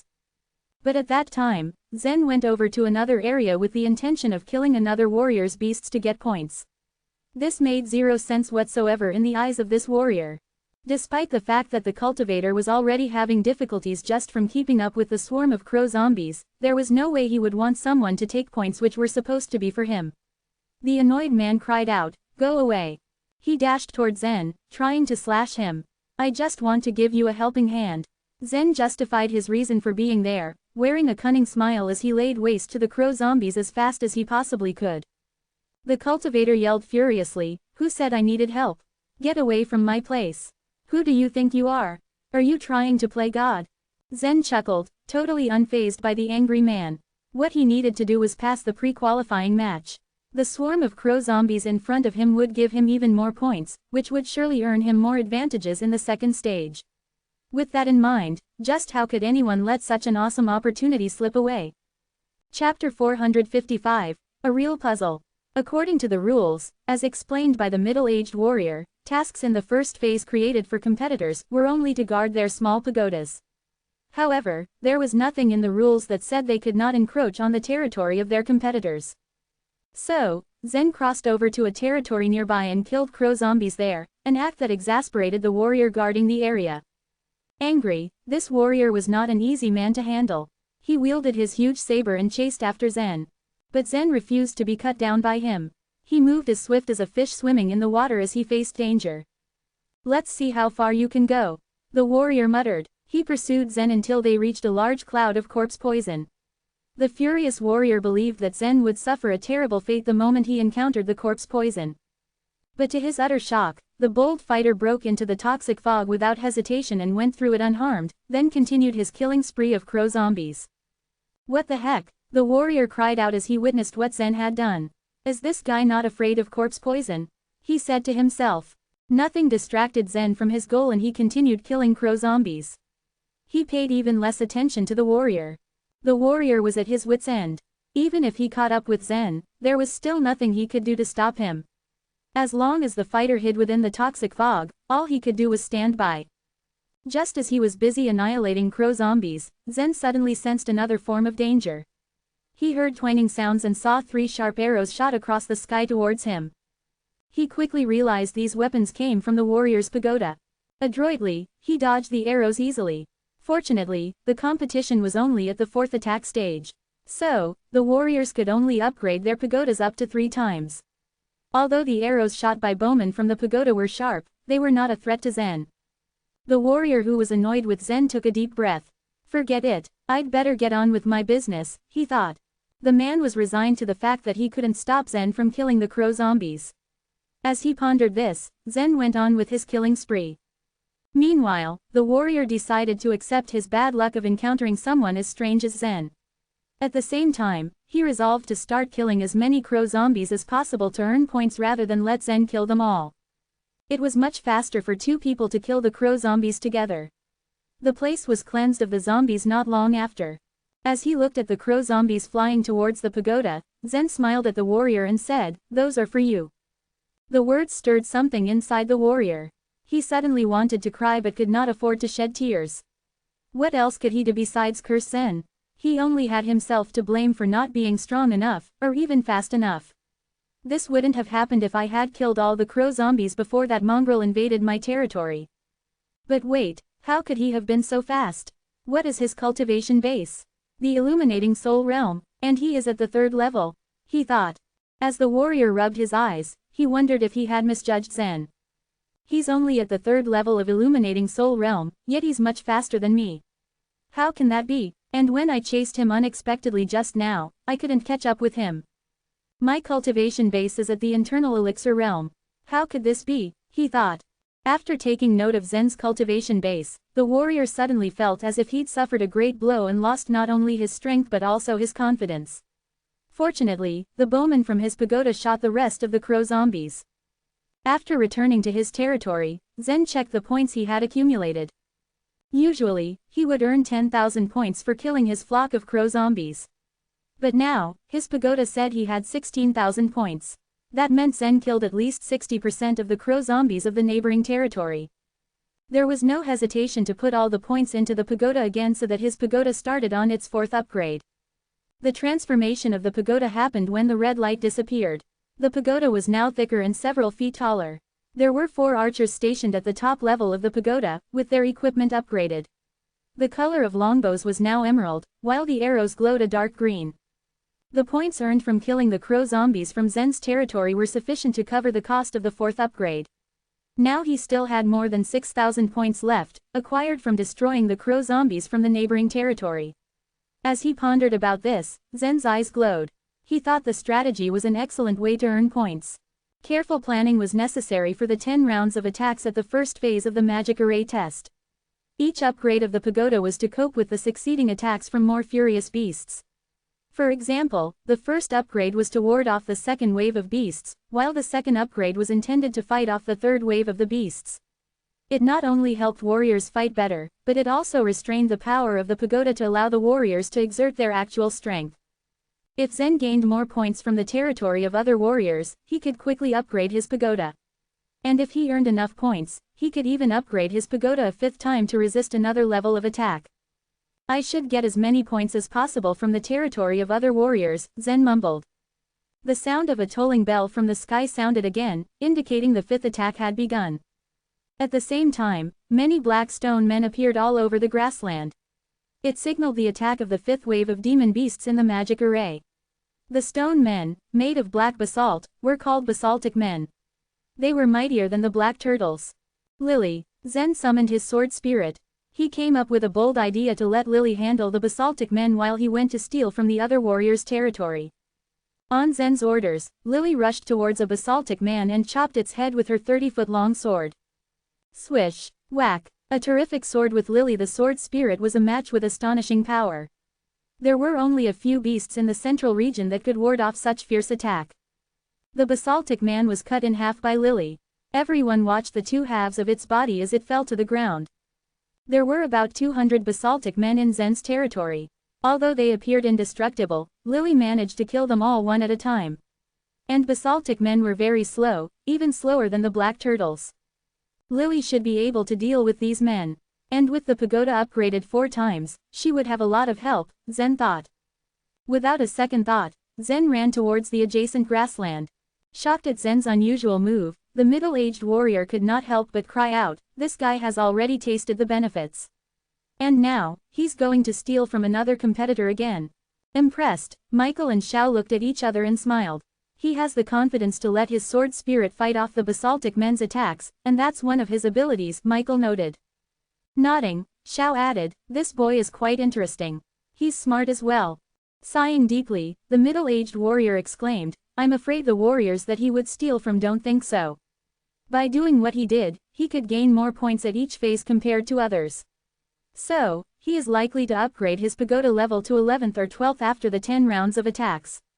Not quite familiar with the magic array, Michael had to ask with curiosity, level 11. Level 12, there are only 10 attacks arranged during the first phase. So that means the pagoda can only be upgraded 10 times, right? In reply, the middle-aged warrior explained, when deploying the magic array, we considered the higher level of cultivation. Therefore, it is possible to upgrade the pagoda to the highest level, which is 12. But normally, competitors don't have as many points to upgrade to level 11 or above. He wanted to add that the level 11 pagoda was as powerful as a warrior at the late stage of the internal elixir realm, while the power of the level 12 pagoda was equivalent to that of the virtual tribulation realm master. But before the middle-aged warrior could speak, Xiao interrupted, "Hey, that'll be interesting. I'd like to see this kid make a 12th level pagoda. I wonder what the other warrior's expressions would be like if he accomplishes that," he said. "It would probably be fun to witness this." "It's not much fun," the middle-aged warrior said with a frown. Coldly, he added, "and it's unfair to other warriors. Nothing is positively fair in this world. It's not that Zen is the only one capable of doing that. Anyone can steal other people's points. But only if they have the ability to do so," Michael stressed. And since Michael and Xiao didn't mind cheating, the middle-aged warrior could only turn a blind eye to Zen. From the picture slab, they saw Zen rushing towards the neighboring territory. It was a coincidence that the warrior of that territory was the white-faced man who had a conflict with Zen earlier in the hall. Even before Zen came, the warrior with a white face already faced some kind of trouble. The warrior with a white face was an independent fighter. He was formerly a disciple of a small, little-known second-grade sect in the central region. Later, he had a conflict with an elder of that sect and rebelled against them. Since then, members of the second-grade sect wanted to kill him. When they hunted for him, the white-faced warrior accidentally fell off a cliff. Luckily for the warrior, he ended up in a cave, where he found the legacy of an ancient cultivator who practiced sorcery. He came to rely on this discovery and made rapid progress in his training. It was not long before he entered the internal elixir realm. Once he achieved this, he butchered members of the second-grade sect. The sorcery he practiced was called the hatred evil attack, which was an effective fighting method against the enemy's soul. But basaltic men were made of stone, so they were immune to this method.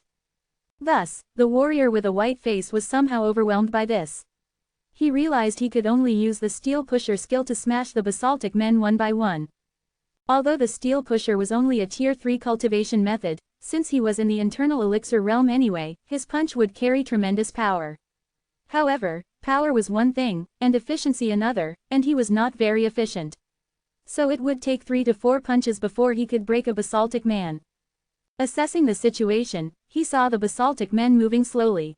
That meant he could destroy them before they reached the pagoda. When he saw a figure appeared in the distant sky and it rushed towards him, a look of surprise was written all over his face. But after he recognized who the visitor was, the surprise changed to a malicious look. The warrior with a white face was known to be a vengeful person. After all, he had butchered the second-grade sect after he reached the internal elixir realm. During a previous meeting in the hall, Zen had offended him. So it was expected that he would seek revenge. What the warrior never expected was for Zen to seek him out before he could take the initiative to find the man who previously offended him. Confused, the warrior thought to himself, "This is strange, doesn't he have to fight the basaltic men on his territory? Why is he running around now? He doesn't seem concerned about a possible attack on his pagoda. Should that happen, it could mean elimination." The warrior with a white face was even more surprised that after approaching him, instead of fighting with him, Zen began to cut his basaltic men even without looking at him. What does he want? He wondered. The warrior with a white face couldn't understand what was happening. Zen was indeed a real puzzle for him. Chapter 456. Hatred Evil Attack. Pung. As Zen got close to the basaltic men, he pulled out his sword. Flick the sword. The great might of the blood-drinking sword was brought out and shot toward the stone man's head. As the sword intent spread through the stone man's head, its brain shattered. However, on the surface of the stone man, only interwoven cracks like a cobweb could be seen. Then Zen pulled back his sword, and the stone man tumbled down to the ground and crumbled into small pieces of basalt. Flick the sword. Flick the sword. Zen didn't stop after killing the first stone man. In the blink of an eye, 3 stone men made of basalt disintegrated under Zen's attack. Astonished by Zen's performance, the cultivator with the white face didn't realize that he would be the loser until Zen had destroyed the 3rd stone man.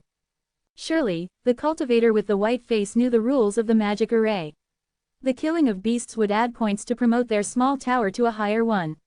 For example, in the last round of attack, the killing of the crow zombies would add 10,000 points, which would help promote the small tower to the 4th level. And the 10,000 points were just the right amount, no more or no less, or the tower couldn't be promoted. In this round of attack, there were 200 stone men and killing 1 stone man meant getting 175 points. So, if somebody could kill all the stone men, he would get 15,000 points, which meant that the next promotion of the tower level would require 15,000 points. Now, Zen had already killed 3 stone men made of basalt, which meant that Zen was ahead by more than 500 points. In other words, after the 5th killing competition, he couldn't promote his tower level, because his points were not enough. The cultivator with the white face was furious. He hadn't bothered Zen, but Zen seemed to be causing trouble. No matter who you are, I will kill you.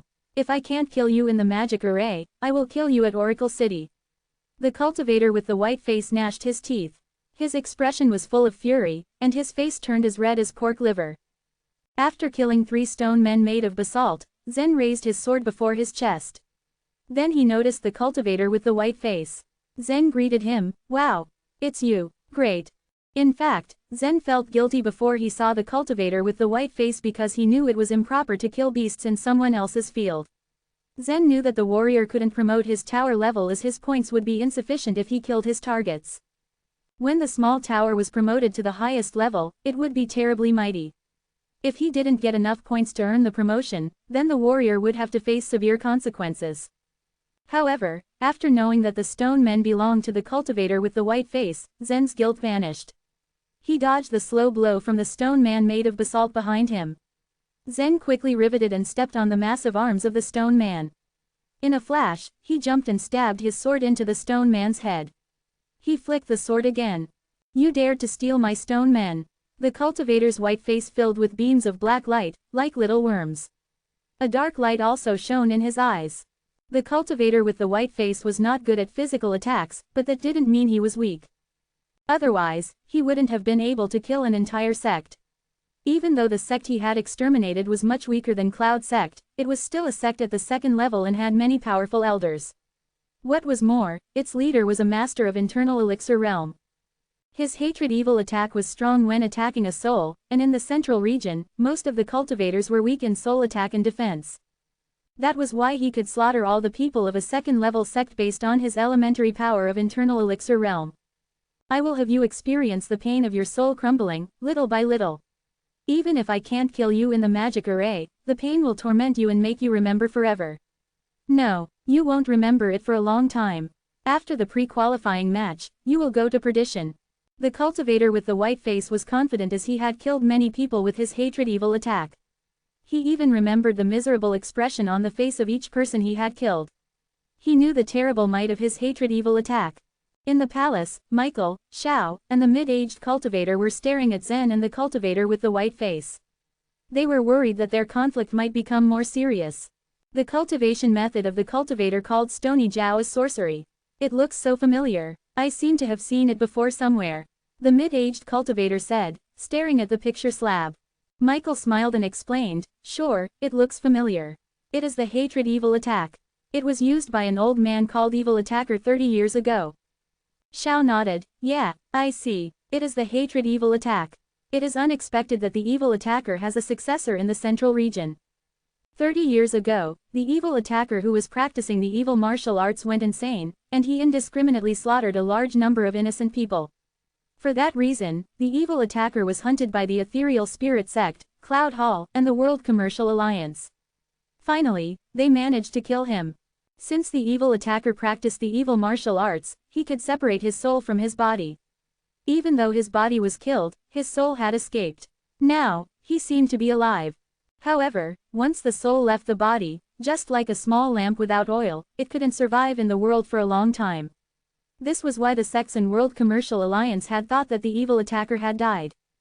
But it was beyond their expectation that 30 years later a warrior called Stony Zhao would get the evil martial arts. In the central region, practicing evil martial arts was not prohibited as long as it didn't lead to indiscriminate slaughter. Powerful sects wouldn't interfere with evil martial arts practitioners either, as they also followed many evil martial arts. I'm afraid Zen will be in great trouble. I have noticed that he hasn't taken his powerful sword spirit with him. Even though he is gifted with strong power, and has mastered the consummate sword intent, Zen seems to have no chance against the hatred evil attack, the mid-aged cultivator judged confidently. However, Michael smiled and asked, how do you know Zen is weak in soul attacking? The soul often hid in the deepest part of the brain, and it was difficult to be found by others unless Zen was willing to show it in public. The mid-aged cultivator shook his head. Michael, as a swordsman, Zen can be counted as a saint-level talent for his perfect swordsmanship, but he must have been practicing it since he was born. I really can't imagine how he can strengthen both his swordsmanship and his soul at the same time. Does this kind of talent exist in the world? Aha! Michael smiled again. Have you forgotten? Zen is a rune master with perfect brushwork, and his achievement in rune is comparable to that of Arnold. Hearing Michael's words, the mid-aged cultivator was astonished and left speechless. It was widely known that the soul of a rune master wasn't weak by nature, and as long as it was cultivated continually, it would grow stronger and stronger. After seeing Zen's powerful and special sword spirit, he had forgotten that Zen was a runic expert too. Even though Zen is a rune master, I'm afraid that he can't resist Stony's hatred evil attack, which seems to be terrible, Xiao added then. Michael nodded and said, yes. Zen can only draw 1 and 2 star runes, and his soul hasn't grown strong enough to fight against the hatred evil attack. I don't know if Zen has someone to help him. In the magic array, Stony's face was covered by the black light, and a black ghost hand stretched out from the top of his head. Stony's soul had formed the black ghost hand. It wasn't the most terrible move in the hatred evil attack, but it was the cruelest one as it meant that he could reach into other person's head and crumble his soul. I will crush your soul. Skull ghost hand. The black ghost hand made a whining noise, like a ghost's crying, as it stretched toward Zen's head.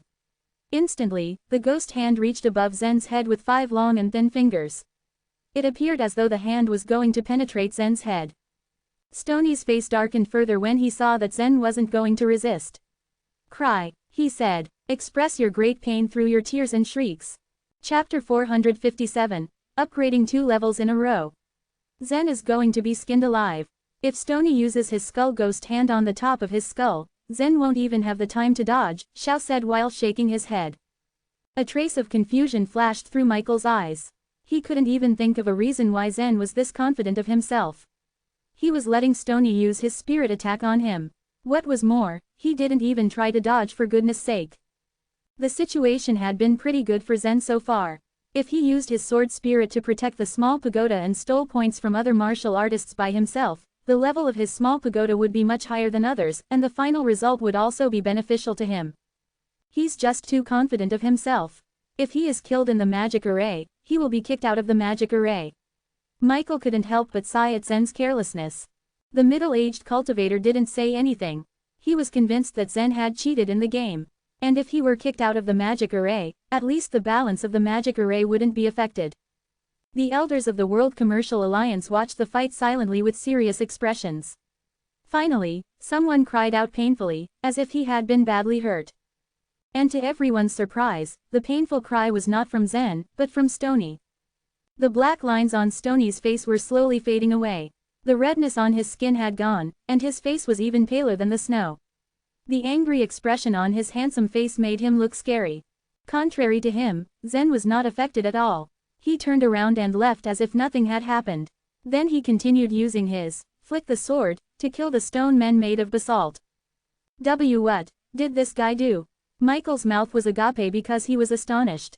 He stared at Zen with disbelief, watching him kill the stone men.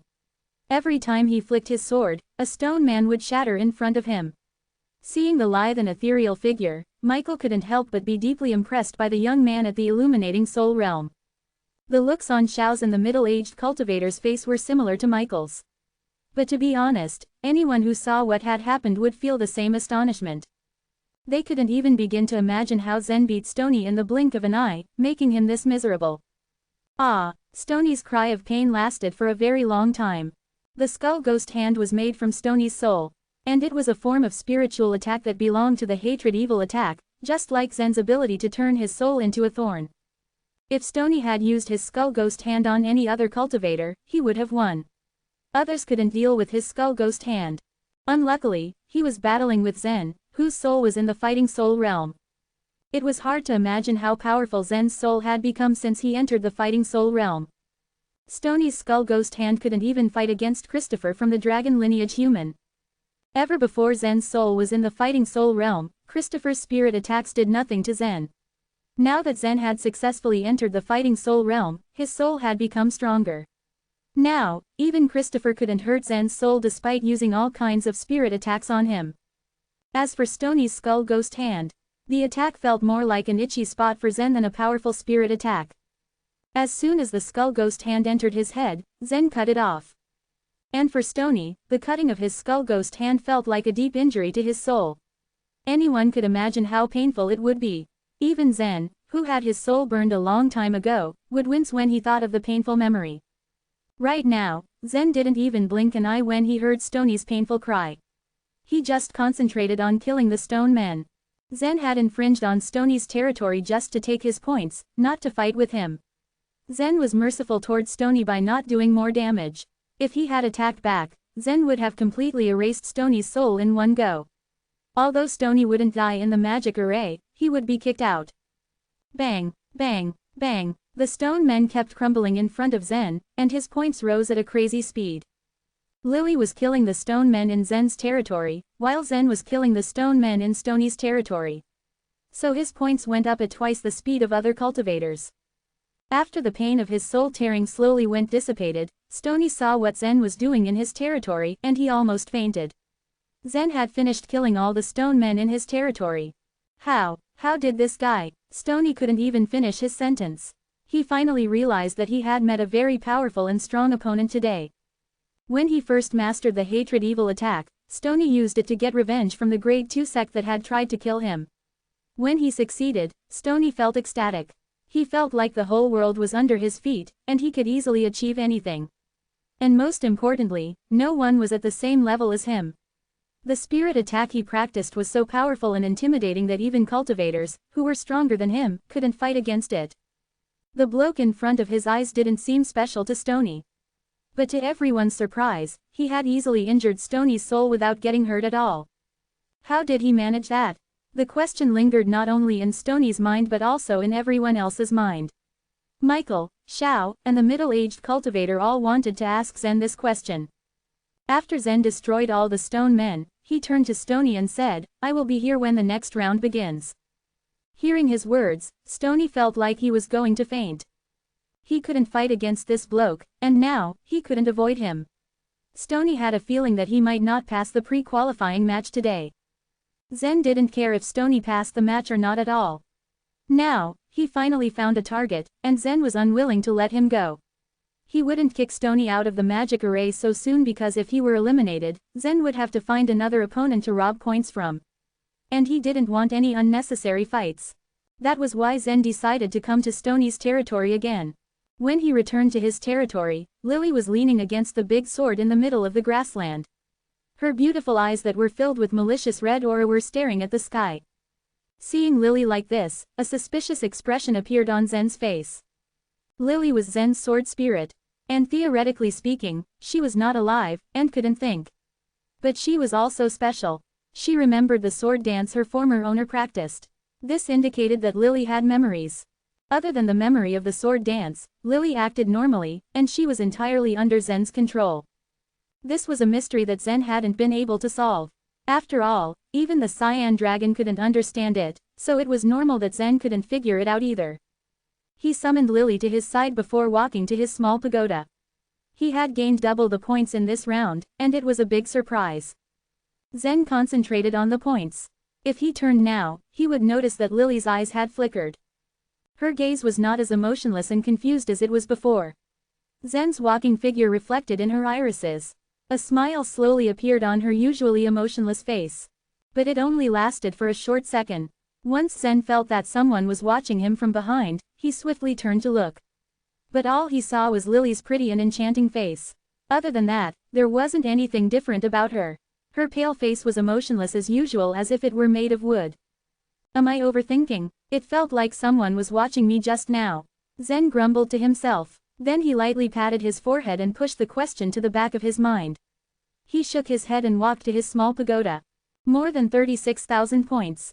Seeing the points on his small pagoda, the corners of Zen's lips lifted into a happy smile.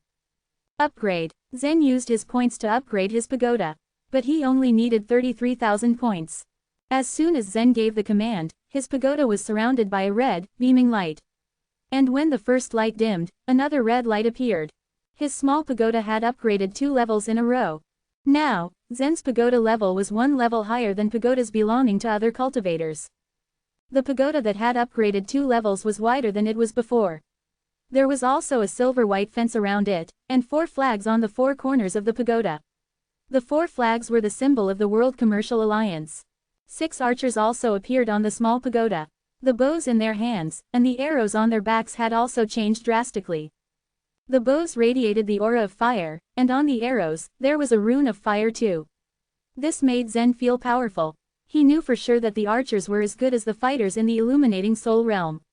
He wondered how strong the small pagoda would become if he kept upgrading it. The number of the eliminated cultivators had risen during the 5th attack of the beasts. During the 3rd attack of the beasts, only a few cultivators had been eliminated. And in the next attack, more than 20 cultivators had been kicked out. Then in the 5th attack, 40 more cultivators had been removed. The number was rising quickly. Nobody could predict how many more cultivators were going to be eliminated during the 6th attack of the beasts. Chapter 458, Letitia's Feelings. After Zen had improved the level of his pagoda, he did not stop.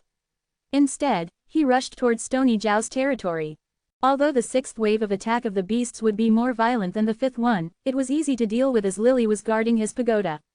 What was more, Zen's tower was 1 level higher than that of others. Just after Zen left, several 3-meter-long purple jade centipedes zigzagged over. Each had thousands of pairs of thin feet that moved across the ground swiftly. The 6 archers in Zen's tower raised their longbows and shot 6 arrows toward the sky. Schwaff, schwaff, schwaff. The arrows flew up before turning and heading toward the centipedes. Each arrow, attached to a string of flames, landed among the purple jade centipedes. Boom, boom, 6 explosions were heard, and in the next instant, 100 or 200 centipedes were destroyed by the tower. And this was only the first wave attack by the archers. Seeing the scene, the middle-aged martial artist complained, I just knew Zen would do something and break the balance of competition. Michael Mo could not help but smile wryly. Under normal circumstances, a tower at the 5th level would be defending against attacks from the purple jade centipedes. Similarly, towers at the 6th level would be battling against the 7th wave, which would have more powerful beasts. Since Zen had used his points to improve the tower and it had reached the 6th level, the pagoda was so powerful that the purple jade centipedes had been destroyed. Xiao's mustache twitched as he spoke, he has done it. What would you want to do? The middle-aged man placed significant value on the rules of the magic array. Thus, he could only focus on the fact that Zen had broken the rules. He contemplated for a while and then said, how about we remove Zen from the magic array? As Xiao's eyes met Michael's, they both shook their heads. Michael replied, I don't think that is a good idea. But you preside over the magic array. So it is your decision. The middle-aged man stared at Zen on the picture slab. He watched with narrowed eyes as Zen ran to Stony's territory to kill the purple jade centipedes. Soon, he reached a decision and said, well, I've decided. I am going to kick Zen out. Then he asked some subordinates to push a nearby platform.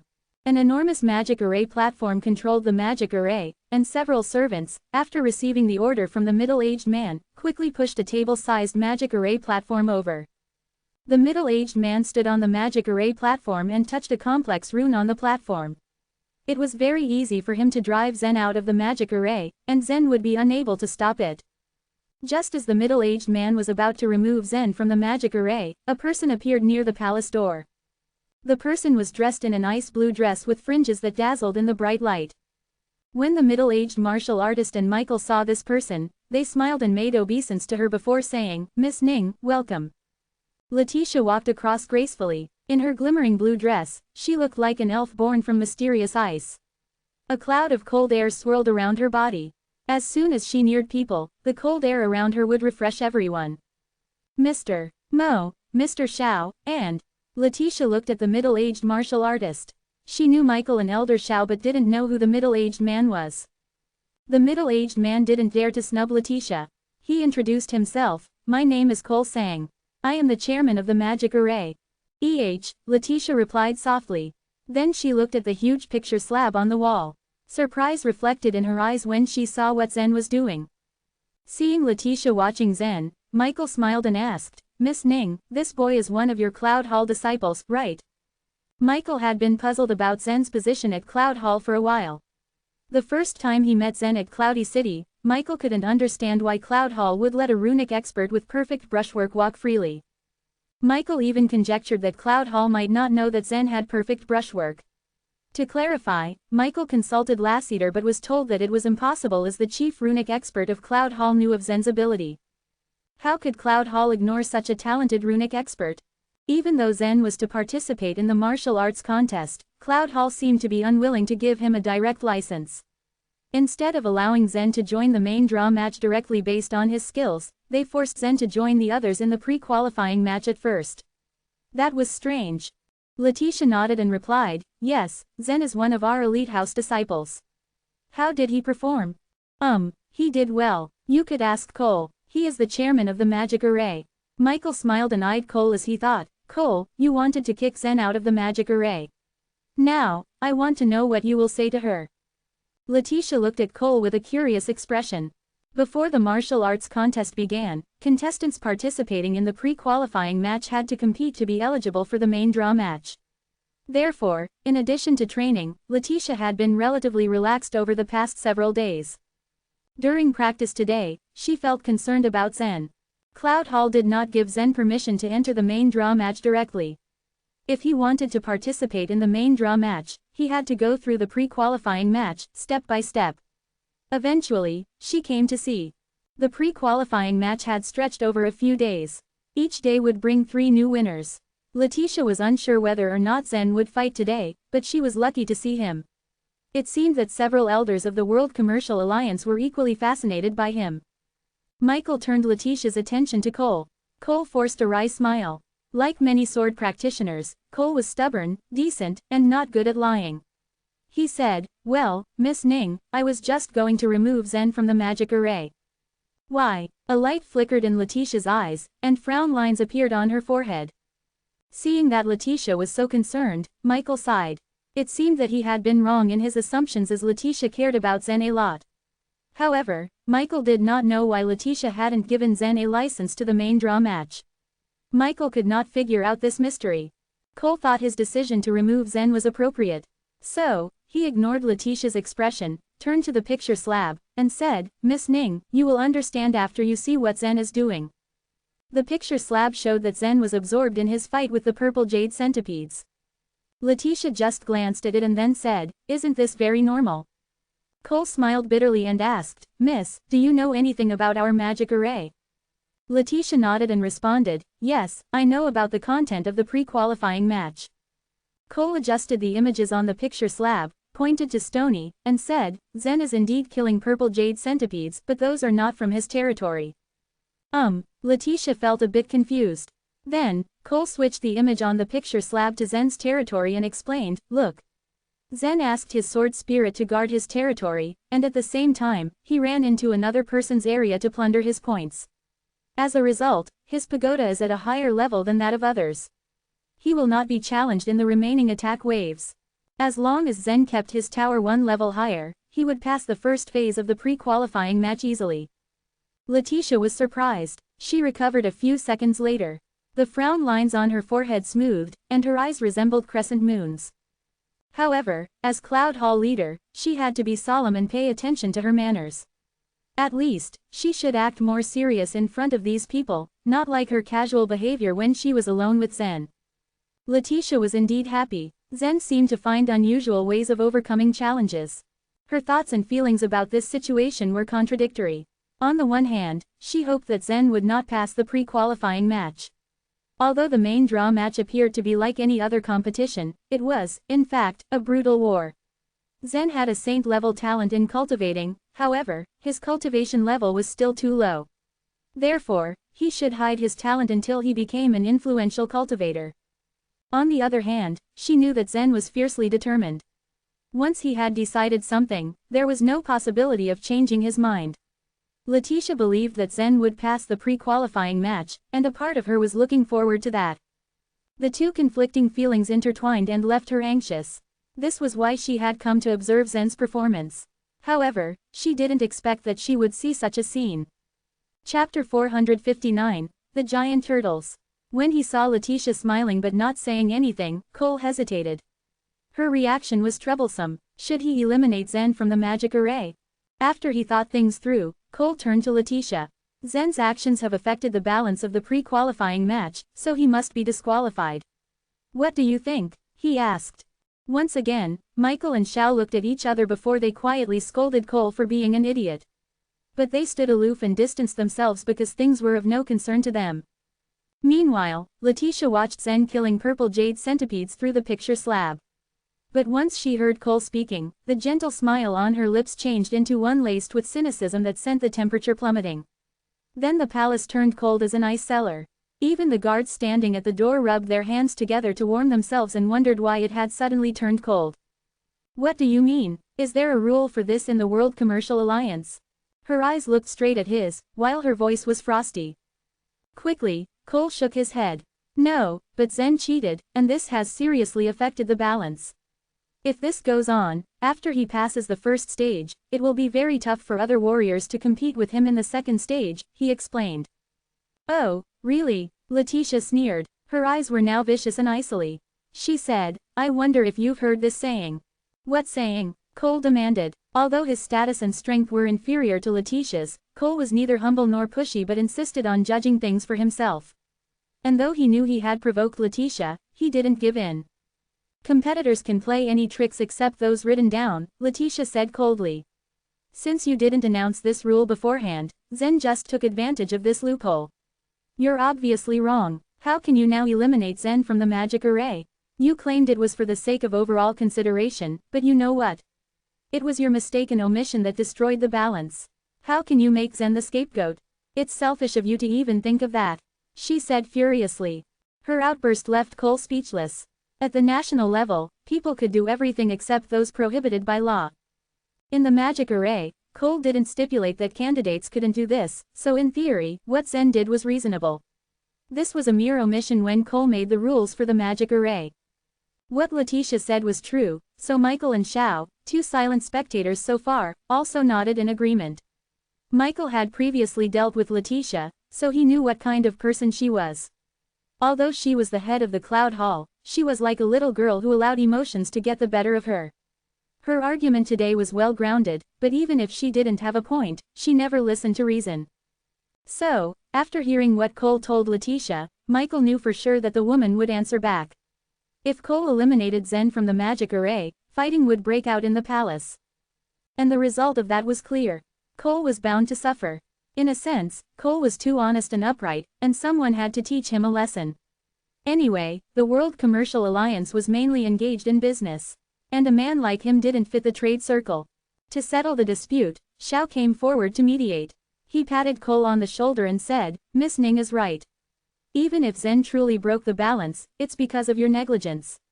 Forget what happened today, but you have to clarify the rules before the pre-qualifying match starts tomorrow. The lack of expression on Letitia's face and Michael's insistence to be taken out of the picture forced a hesitant Cole to compromise. Meanwhile, Stoney had to deal with strained eyesight.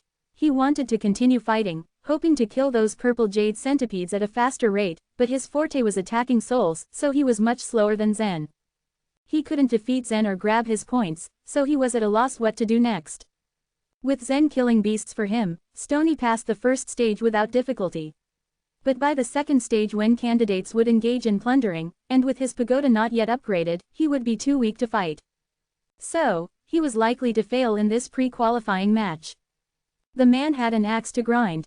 Initially, he wanted to secure a good position in the main draw match after he passed the pre-qualifying match smoothly. Stoney knew his limitations. He didn't have the ability to take the first place, so the legendary Dragon Soar Arena was never his goal. His goal was to come in second or third. The World Commercial Alliance would give the top 10 winners generous rewards, some of which were very important to Stony. Using the Hatred Evil attack, he was confident that he could make it into the top 10 and proceed with his plan. However, things didn't work out the way he planned them. Now, Stony realized that the reality he faced was crueler than he imagined. He might not be able to pass the pre-qualifying match, let alone land in the top 10 of the main draw match. Quietly, he swore, Zen is such a formidable obstacle. The obstacle was busy in his field. After disposing of the purple jade centipedes at an astonishing speed, Zen quickly left. And when Stony looked up, he found that Zen didn't fly above his field. He looked to be on his way to plunder other warriors. In the sixth wave of attack, Zen not only gained points of his own but also grabbed Stony's. It was still early, so he went to challenge another martial artist to steal his points. His opponent resisted fiercely, but Zen fought like a rascal. And with his understanding of the space law, he managed to grab half of the martial artist's points. The result was his pagoda upgraded quickly. When the seventh wave of beasts attacked, Zen's pagoda upgraded to level 8. By the eighth wave, the pagoda reached the level 10. In the ninth wave, Zen's pagoda had reached level 11. And before the 10th wave began, Zen's pagoda was already at level 12. At that moment, pagodas of other warriors had only upgraded 9 times to level 9. Sighing heavily, Zen said, "Finally, it's the last wave." He stood at the top of his pagoda and looked into the distance, curious about the last wave of beasts. Now, his pagoda had become a small fortress. At the top of the fortress stood 12 armed bowmen, each with a bow that sparkled with azure blue light, and arrows engraved with several complicated and obscure lines. It was not hard to imagine how powerful and devastating these weapons would be. And Zen believed these arrows would be more powerful than a full-blown attack at the late-stage internal elixir realm. And he was right about this. That was exactly how they designed the magic array. Bowmen on the 10th level pagoda were as powerful as a full-blown attack of warriors at the middle stage internal elixir realm. Those on the 11th level pagoda, on the other hand, were as mighty as a full-scale attack of warriors at the late-stage internal elixir realm, while those on the 12th level pagoda were equivalent to a full-blown attack of warriors at the early-stage virtual tribulation realm. Generally speaking, it was only after a candidate defeated the last wave of beasts that he had a level 10 pagoda and entered the second stage of assessment. But even before Zen vanquished the last wave of beasts, he already had a level 12 pagoda. So Cole had good reason to worry.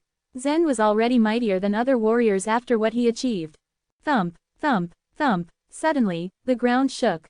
As everyone braced for balance, 3 huge figures appeared in the distance. "Here they come," Zen hollered. His eyebrows twitched as he got ready for battle. The enemy turned out to be 3 giant turtles. These giants resided in the deep sea. Each of them stood as high as 200 feet, and looked like a huge hill. Their strength was astonishing. Every step they took measured 100 feet. In theory, their growth was infinite. Provided enough resources, they could grow to hundreds, thousands, or even tens of thousands of feet tall. With just a step, they could crush mountains. Moreover, they could even move mountains and drain seas. But Zen had never heard of such giants existing in his world. The 3 giants were heading in Zen's direction. Chapter 460. He was cheating. The archers pulled their bowstrings as 3 giant turtles reached Zen's small tower attack range. Shots were fired as 12 sharp arrows were let go by the archers. Towards the sky the arrows went, aiming for the 3 giant turtles. The archers were very alike, from their looks to their behavior, to the color of their eyes, to the sizes of their hands and feet. There were no questions as to how they all looked alike, for they evolved from the same magic array. Whoosh, whoosh, whoosh. The arrows had different colors wrapped around them. The 12 arrows looked like the rainbow as they traveled the sky and were about to land on the turtles. A very loud sound was heard as a turtle got hit. Crack! The shot was so strong that Zen could feel the sharpness of the arrows. He looked as if he could feel the pain gush through his system. The power of the 12 arrows could be compared to that of the masters in the first level of virtual tribulation realm.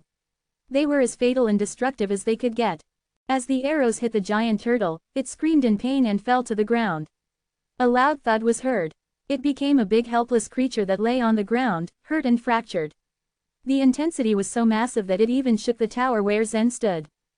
Wow, I never thought that only one round of arrows can take down the giant turtle, Zen thought to himself. He was in disbelief with what he saw. No words came out of his mouth. The level 12 tower was definitely stronger than the level 11. To his advantage, he found the loophole that had existed since the day the array was designed and took advantage of it. And that made it easier for him to conquer the beasts. Zen was lucky enough to have that advantage over other cultivators who had to endure more difficulties in defeating the giant turtles. The giant turtles put up a fight. Even the icy arrows shot from the level 9 tower only slowed them down. They were not effective. The warriors had to deal with relying on their own skills. Each round of beasts' attacks was more difficult to conquer than the last, and since the test came to the 6th round, more and more cultivators were taken down. From the 400 cultivators who stood at the beginning, only 50 remained at the last round. Exhausting every ounce of strength that these cultivators had, they spared no effort to deal with the giant turtles.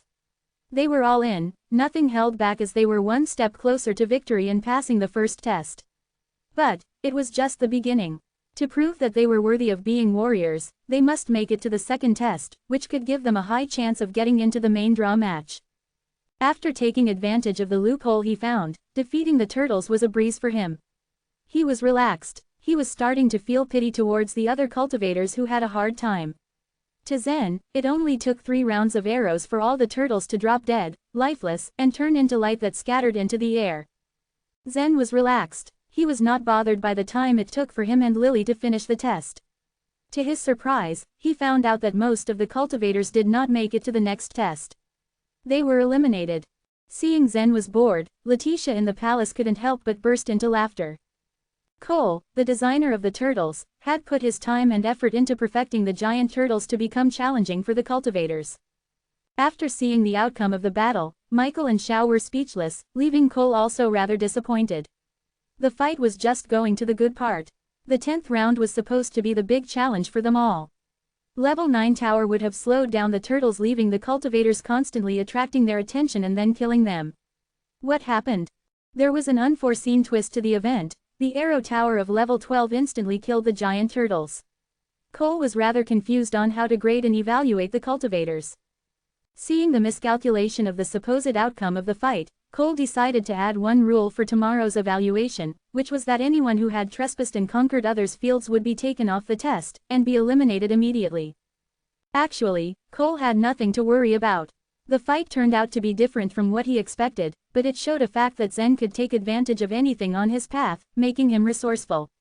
For other cultivators in the exam, they could just transform their life vitality into something as strong and powerful as Zen's sword spirit. They could perform the same miracles as Zen did, if only they were equally courageous and powerful. But in reality, what they had transformed their life vitality into wasn't strong enough to defeat the beasts. As a result, those cultivators dared not to leave their fields and just get others' points. Ever since the establishment of the magic array, Zen was the first one to do such thing. But the most important question of all that boggled Cole's mind was whether Zen would be the one and only person to do such thing. Would he be the last to do it? Round after round, cultivators were eliminated. Arrows were shot, and landed on the beasts.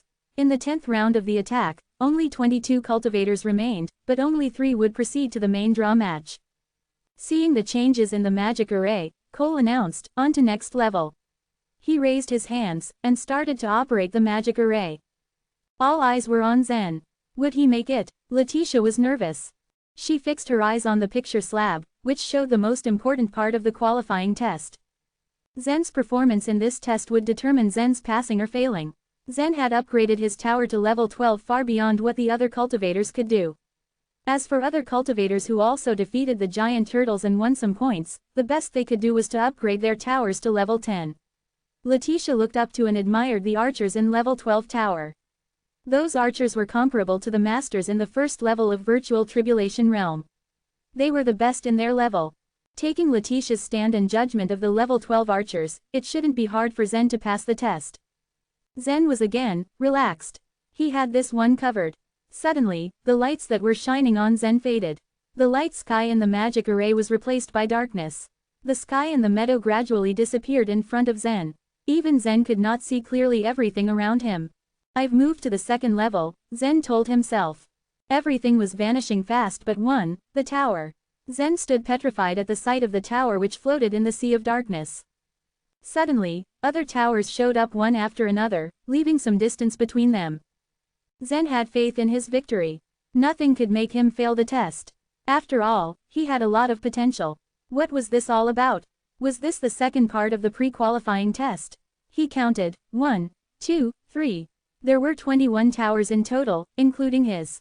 What he saw were all survivors standing on their own towers. What is going on with that guy? His tower, why is his tower so huge? How is that even possible? Did he cheat on the test? All of our towers are level 10. Why is his twice larger than mine? Unless his is level 11, or even level 12. But how could he gain extra points in this magic array? How was that possible? How did he upgrade his tower to level 12?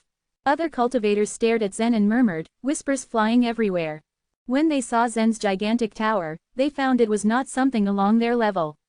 It was a fortress. The cultivators exchanged glances and repeatedly compared their towers to Zen's. These cultivators risked their lives for their upgrades. What they saw made them feel unfair and cheated. What the heck? How did he do that? Standing on his level 10 tower, Owen was confused and he stared at Zen oddly. Anyone like Owen, as a cultivator at the consummation of illuminating Soul Realm, would be very proud of themselves if they could pass many rounds of beast attacks. He worked hard to achieve this. But Owen wasn't proud of himself at all. He came all the way to the magic array from Woolen Grassland to get into the main draw match. As for the pre-qualifying test, it was another obstacle that he had to get through. Owen was more determined to get into the main draw match than anyone could ever imagine. According to the rules, anyone who got into the second part was supposed to have at least level 10 tower. Therefore, when Owen saw Zen's level 12 tower, he was disappointed at himself. Owen recognized Zen. He remembered meeting Zen earlier, who was at the 3rd grade of illuminating Soul Realm. This annoyed Owen so much that it was almost consuming him. But Owen knew better. He stayed cool all throughout. Is it because of the World Commercial Alliance? Did they do something to help this guy? This is unfair. Owen was suspicious of Zen. After all, Zen's tower was just so cool. A thought kept on repeating on Owen's head. How was Zen able to do it? And Owen wasn't the only one who noticed this suspicious scene. I thought that the World Commercial Alliance was fair. Turns out that I was wrong. That's low. Shame on him. Even if he gets into the main draw match, I won't congratulate him. I bet even the pre-qualifying test is an excuse. They can choose anyone to get into the main draw match as they want. This is unfair. I'm gonna teach that guy a lesson. I'm going to defeat him and get his tower. No one would attack Zen at this state. But since Zen was in level 3 of the illuminating Soul Realm, they thought he was easy to deal with.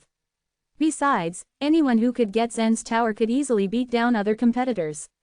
If they could defeat Zen, they could defeat anyone standing in their way. But the battle hadn't started yet. Among the 22 towers, only 3 shall remain. Unbeknownst to the participants, there was an invisible power which limited all cultivators' movement. Despite this, their target was clear: defeat Zen and get his tower. Zen didn't want to be in this position. After all, he stayed out of trouble, at least, he tried to. But because of his tower, all eyes were now on him. Zen was the target. Seeing how the other cultivators looked at him, Zen could not think of any other thing but regret. He saw the jealousy and rage on others' faces. Had he not upgraded his tower to level 12, he would not be in this position. Let the battle begin, Cole announced. 4 cultivators who were closest to Zen jumped to him immediately. Zen furrowed his brows, nervous.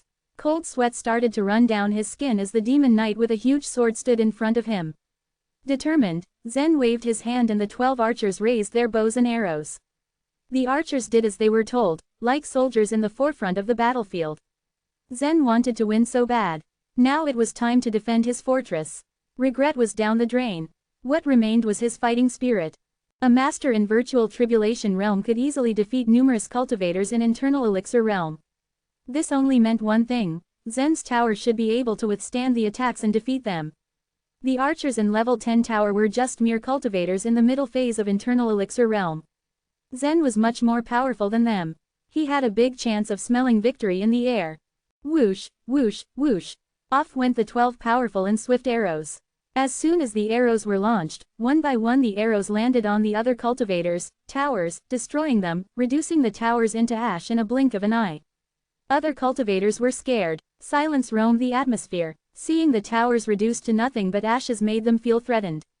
It came to their senses that in this magic array, Zen was the king. Zen was undefeatable.